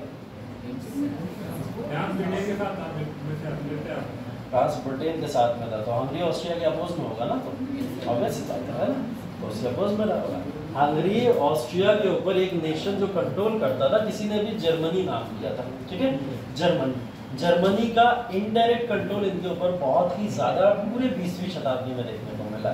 ठीक है, अब इशू क्या था? 20वीं शताब्दी में जर्मनी जब इनके ऊपर अपना कंट्रोल करता था, इन्होंने अपने आप को इंडिपेंडेंट कराने की कोशिश करी। हंगरी ऑस्ट्रिया धीरे धीरे अलग अलग पावर बन गए, अलग अलग नेशन बन गए। जब ये अलग अलग नेशन बने, जर्मनी अभी भी कोशिश करता था कहीं ना कहीं हंगरी के ऊपर अपना कंट्रोल स्थापित करने के लिए। इसके लिए वो यूनाइटेड नेशन से बार बार बोल रहा था कि जर्मनी के ऊपर आप कंट्रोल करें, वरना वो हंगरी को परेशान कर रहा है। यूनाइटेड नेशन इस बात से हमेशा इग्नोर कर देता था और किनारा कर लिया करता था। जैसे आज के समय में भी आप देखते हो, यूनाइटेड नेशन का काम सिर्फ और सिर्फ एक कठपुतली जैसा रह गया। वो किसी भी तरीके के कोई स्टैंड के लिए अब जाना ही नहीं चाहता है ना अपने स्टैंड, और अगर कुछ डिसीजन देता भी है तो कोई नेशन सुनने को तैयार नहीं, कोई नहीं सुनता उसकी बातें आज के समय में। तो यही उस समय में था कि हंगरी का समर्थन यूएन ने नहीं किया, तो यूएन को छोड़ने की किसने जिद कर ली? हंगरी बोला कि मैं यूएन को छोड़ दूंगा। हंगरी ने क्या करा? यूएन को छोड़ दिया और इस उद्देश्य के साथ में बाहर हो गया। ये conflict Hungary versus United nation बन गया, क्योंकि हंगरी और यूनाइटेड नेशन के आपसी कॉन्फ्लिक्ट के बीच में यहाँ पर कई सारे नेशन कूद पड़े थे। कुछ ने बोला कि हंगरी ने सही किया, जब आप उसकी बात ही नहीं सुन रहा तो वो यूनाइटेड नेशन में रह के क्या करें। ठीक है, कई लोगों ने बोला नहीं, अपनी सुप्रीम संस्था को आपने डिसऑनर किया, उसको आप छोड़ के नहीं जा सकते, उसका अपमान है ना। तो इस तरीके से दो अलग अलग दलों में लोग बट गए। यूनाइटेड नेशन ने सभी लोगों के वोट मांगे। उसने बोला कि अब बताओ मुझे कि कौन लोग मुझे सपोर्ट कर रहा है, यूनाइटेड नेशन को सपोर्ट कर रहा है, और कौन ये कह रहा है कि हंगरी ने सही किया। ठीक है, इस पर डिसीजन भारत का देखो बड़ा इंटरेस्टिंग था। भारत ने इससे पहले तो अपने आप को बहुत दूर रखा। भारत ने बोला मुझे किसी के भी इंटरफेयर नहीं करना बीच में, क्यों नहीं करना? क्योंकि अगर हंगरी को यहाँ सपोर्ट भारत कर देता तो यूनाइटेड नेशन का दुश्मन बन जाता, और यूनाइटेड नेशन के दुश्मनी का मतलब क्या था? कश्मीर का मुद्दा अटका हुआ है हमारा यहाँ पे, याद है ना?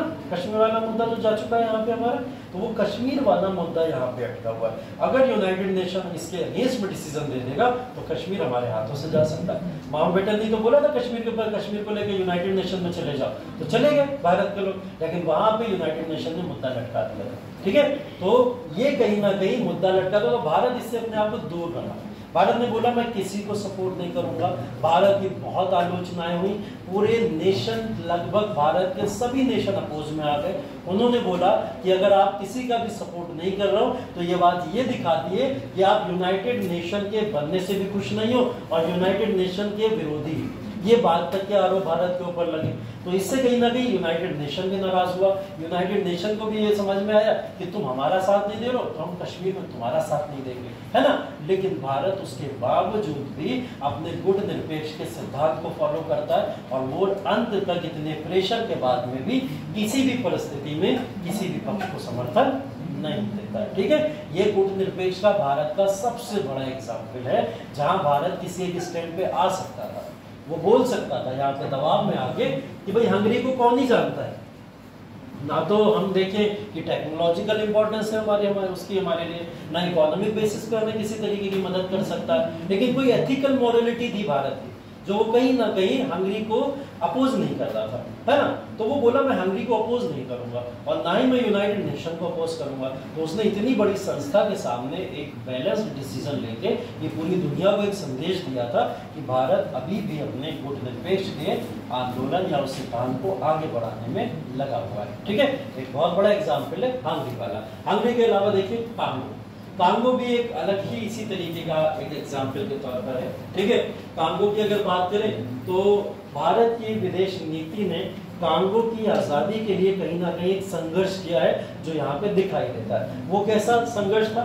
बेल्जियम एक नेशन है, बेल्जियम से कांगो ने अपनी आजादी ली थी नहीं उस समय में। ठीक है, तो बेल्जियम से जब इसने अपनी आजादी ली तो बेल्जियम ने क्या करा, बेसिकली यहाँ पर समर्थन मांगना शुरू करा, नेशन कुछ मुझे सपोर्ट करे कि कांगो गलत कर रहा है या मैं गलत कर रहा हूँ। भारत उससे पहले अपना कोई स्टैंड देता, एक और प्रॉब्लम शुरू हो गई। ठीक है, यहाँ पे एक क्षेत्र और था जिसका नाम था कटंगा।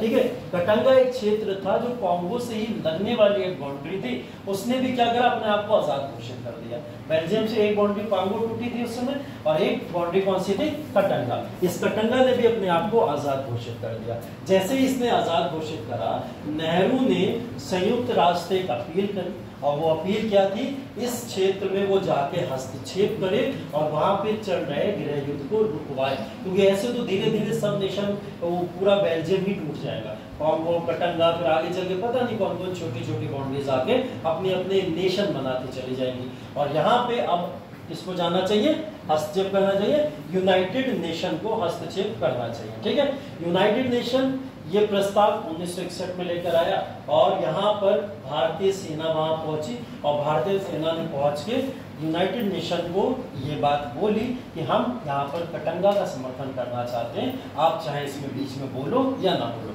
1961 में मजबूरन यूनाइटेड नेशन को इसके सपोर्ट में आना पड़ा और उन्होंने यहाँ पर एक सेना भेज के गृह युद्ध को रुकवाया। तो भारत का प्रभाव देखिए, अब एक अलग प्रभाव के तौर पर दिखाई दे रहा है कि भारत बेल्जियम जैसे नेशन के अंदर पहुंच के वहां के गृह युद्ध को भी रुकवा रहा है। तो ये बात चाइना को चुभेगी या नहीं चुभेगी?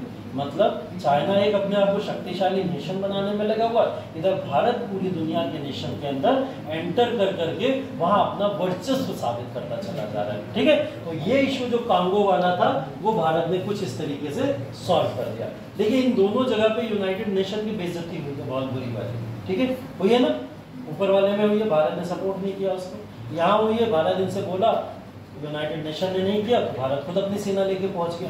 दोनों जगह यूनाइटेड नेशन की बेइज्जती हुई है। इस बेइज्जती का बदला वो आज तक ले रहा है। ठीक है, कैसे ले रहा है? कश्मीर पे डिसीजन ना ले। ठीक है, और वो ये चीजें आज भी ध्यान रखता है कि कश्मीर के अंदर अगर मैंने ये डिसीजन दे दिया तो डिसीजन भारत के पक्ष में जाना है। ऑब्वियस सी बात है, बहुत क्लियर है, सबको ये बात पता है, लेकिन वो जानबूझ के अभी भी लटका के रखा हुआ है। उसने पता क्या बोल रहा हुआ है, उसने बोला है हम जनमत संग्रह कराएंगे और जनमत संग्रह से डिसाइड होगा कि पीओके किसका पार्ट बनेगा। है ना। पाकिस्तान के अंदर जो पीओके का पार्ट ये लोग काउंट करते हैं, वो पीओके क्या भारत का पार्ट बनेगा या फिर पाकिस्तान का पार्ट बनेगा। बोले जनमत संग्रह कराएंगे, और ये बात यूएन को बहुत कायदे से पता है, ना कभी जनमत संग्रह होगा और ना ही कभी इस डिस्प्यूट का निवारण होने वाला। जनमत संग्रह ऐसी जगहों पे नहीं हो सकता, विवादित स्थलों में जनमत संग्रह होना इम्पॉसिबल है। ठीक है, तो ये बात ध्यान रखने योग्य। ठीक, चलिए अमेरिका। ठीक, अमेरिका के साथ में संबंध कैसे हैं और अमेरिका के साथ में किस तरीके से डिस्प्यूट्स आ रहे हैं, ये नोट करना, कुछ कर लो नोट इसमें। कॉन्गो वाला कर लो, कॉन्गो वाला कर लो, फिर इसके बाद आते हैं अमेरिका को।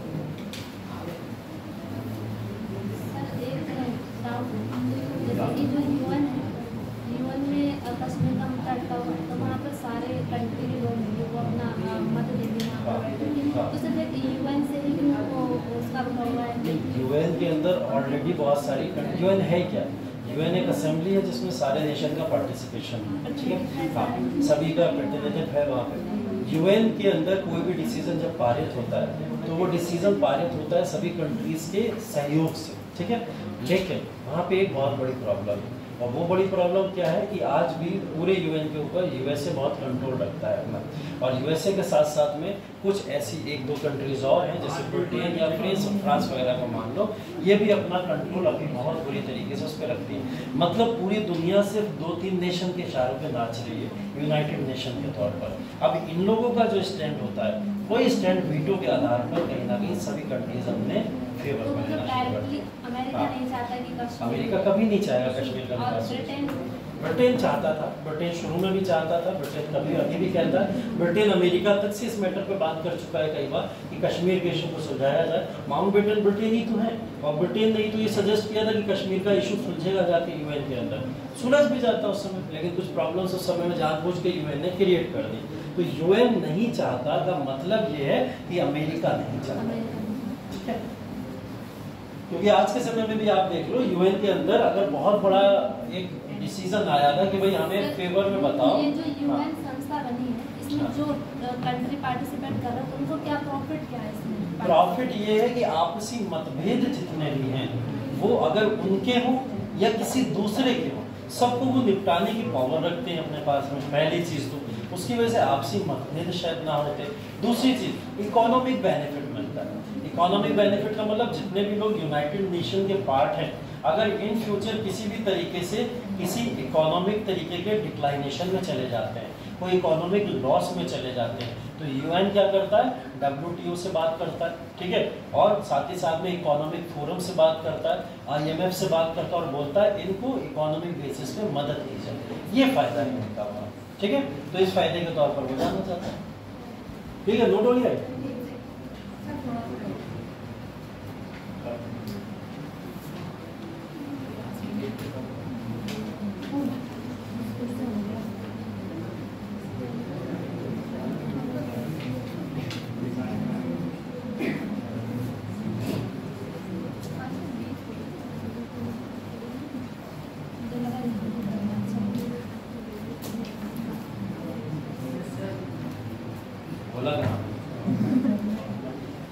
मोहित आए, मोहित आए।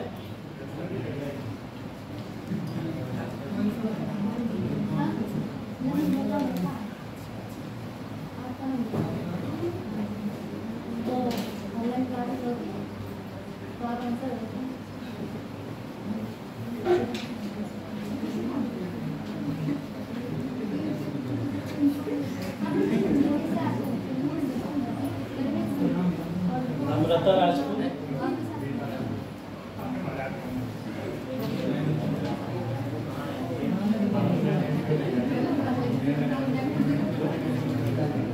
अंकित कुमार,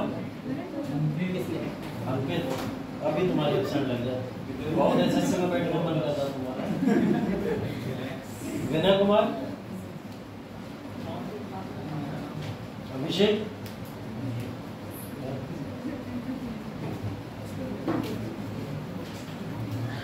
सरनाम का तो मैसेज आ गया, सब बच्चे उपस्थित हैं। इसका नाम नहीं लिखा है इसमें? सर मेरा देखो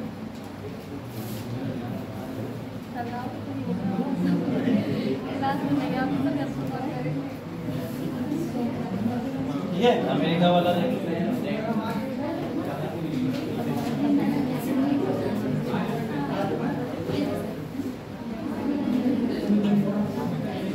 लिखा और आपको लिखा है, तुम्हारा लिखा है।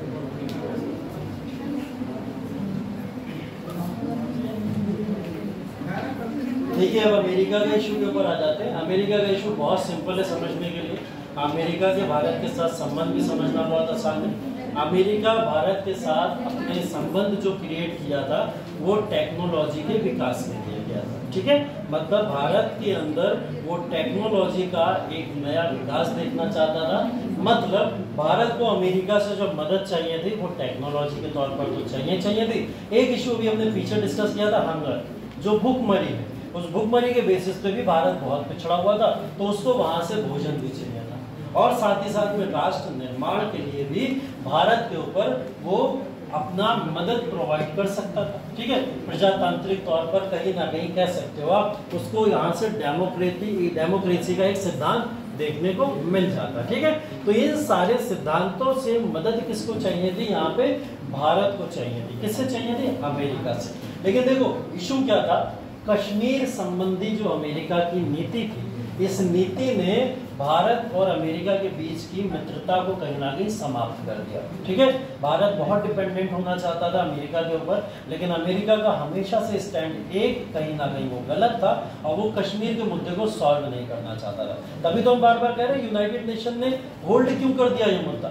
होल्ड करने का मतलब था अमेरिका का प्रभाव था, अमेरिका के प्रभाव की वजह से इसने ये मुद्दा होल्ड कर दिया, जिसकी वजह से ये इशू कभी सॉल्व नहीं हो पाया। तो एक बहुत बड़ी प्रॉब्लम थी। यूनाइटेड नेशन कहीं ना कहीं एक डिसीजन अगर कश्मीर के मुद्दे पर नहीं दे रहा था तो वो किसकी वजह से नहीं दे रहा था, वो सिर्फ और सिर्फ अमेरिका की वजह से नहीं दे रहा था। ठीक है, अमेरिका हथियार नहीं बेच पाया है ना अपने, अगर मुद्दा सॉल्व हो जाएगा। वो तो चाहता दुनिया के सारे नेशन लड़े रहे आपस में, अगर हथियार बेचना है तो लड़ाना पड़ेगा आपस में, पहला मुद्दा। दूसरा मुद्दा, अगर किसी में भी शांति समझौता स्थापित हो गया, भारत अगर शांत हो गया तो आपको पता है भारत कितनी तेजी से ऊंची छलांग मारेगा, है ना, शायद अमेरिका को भी पछाड़ देता। ठीक, तो अमेरिका कभी नहीं चाहेगा वो डिस्प्यूट सॉल्व हो, वो चाहता वो उलझा है उसके अंदर, हमेशा उलझा है। इसलिए वो हमेशा कहीं ना कहीं ये मुद्दे को अटका के रखना चाहता है, और ऐसा वो दूसरे नेशन के साथ में भी करता है, सिर्फ भारत ही। तो भारत अपने आप को कभी भी अमेरिका का एक घोषित दोस्त नहीं मानता, बोल जरूर देता। ठीक है, ये जा जाके वहाँ पे हम लोग देखते हैं, कई सम्मेलन होते हैं यूएसए के अंदर, बहुत सारे पॉलिटिकल काउंसिल्स भी होती हैं, लेकिन हम लोग कभी भी अमेरिका को अपना एक अच्छा दोस्त नहीं मानते।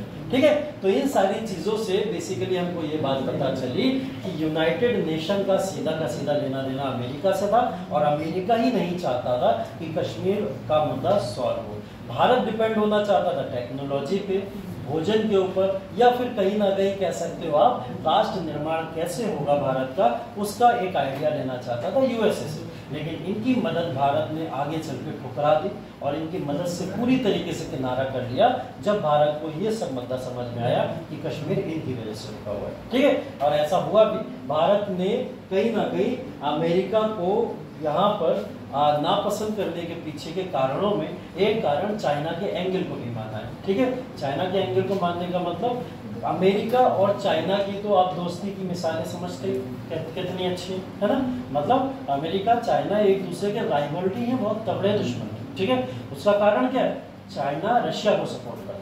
ठीक है, चाइना रशिया को सपोर्ट करता है, और रशिया यूएसएसआर जो है वो कभी भी अमेरिका को सपोर्ट नहीं कर सकता, क्योंकि इन दोनों के आपस का कॉन्फ्लिक्ट है। तो इस वजह से इंडिया और अमेरिका में जो डिस्प्यूट आया, वो डिस्प्यूट एक आइडियोलॉजिकल डिफरेंस की वजह से भी आया।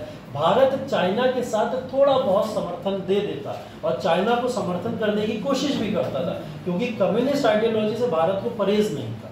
ठीक है, कम्युनिस्ट आइडियोलॉजी भारत ने एक्सेप्ट नहीं की, लेकिन उससे परहेज भी नहीं था, क्योंकि हमारे साउथ इंडिया में कम्युनिस्ट आइडियोलॉजी आती कैसे, अगर भारत को उससे परहेज होता है ना। तो कम्युनिस्ट आइडियोलॉजी को वो एक्सेप्ट करने को एक बार को तैयार था, लेकिन अमेरिका की कैपिटलिस्ट आइडियोलॉजी को स्वीकार करने को तैयार नहीं था। तो ये सब बड़े मुद्दे थे, जिसकी वजह से इसने यहाँ पर पूरी तरीके से क्या करा, अमेरिका को साइडलाइन कर दिया। मुद्दे यही खत्म नहीं हुए, मुद्दे और आगे बढ़ गए। मुद्दे बढ़ गए, पाकिस्तान को सेंटो और CO2 में इन सारी जगहों पर शामिल करके इन्होंने क्या करा, अमेरिका ने भारत से और दुश्मनी मोल ले ली। ठीक है, सेंट्रो का मतलब सेंट्रल ट्रीटी ऑर्गेनाइजेशन, ठीक है, और ये है South East Atlantic Treaty Organization. ठीक है, पूरी तरीके से ये दो ऑर्गेनाइजेशन थे और इन ऑर्गेनाइजेशन के तहत एक बात बहुत स्पष्ट थी कि अमेरिका यहाँ पाकिस्तान को फेवर करता था, जिसकी वजह से भारत ने तो अब अपने आप को एकदम अमेरिका से अलग कर लिया। तो भारत ने यहाँ पर अमेरिका के साथ में किसी भी तरीके के संबंधों को पॉलिटिकल बेसिस पे या फिर और किसी बेसिस पे आगे बढ़ाने की कोशिश नहीं की। हाँ, इकोनॉमिक बेसिस पे अभी भी है हमारे, अगर हमें इकोनॉमिक डील करनी होती है कोई किसी भी तरीके का, कोई भी हमें आगे टेक्नोलॉजी को खरीदना होता है, हम अमेरिका से बात करते हैं। ऐसा नहीं कि हमारी उससे दुश्मनी है, हम क्या करते हैं, टेक्नोलॉजी के डेवलपमेंट के लिए अमेरिका से अभी भी बात किया करते हैं। ठीक है, तो ये अमेरिका के साथ का इशू है। सोवियत संघ के साथ इशू थोड़ा बड़ा है, इसके बारे में अगले क्लास में चर्चा करेंगे, क्योंकि यही आपको ले जाएगा इंडिया पाकिस्तान के वॉर की तरफ या इंडिया पाकिस्तान के डिस्प्यूट की तरफ। ठीक है, क्वेश्चन नोट कर लीजिए आज की।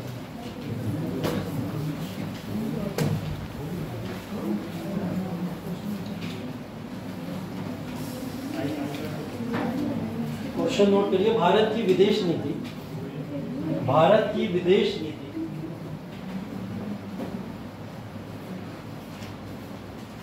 भारत की विदेश नीति का एक महत्वपूर्ण अंग, एक महत्वपूर्ण अंग गुट निरपेक्षता को दर्शाता है, गुट निरपेक्षता को दर्शाता है।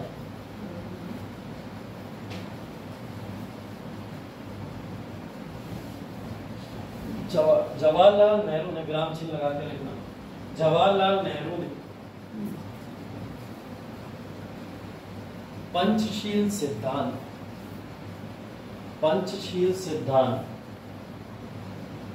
और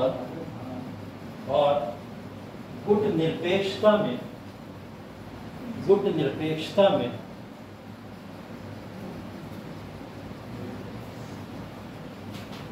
कैसे, गुट निरपेक्षता में कैसे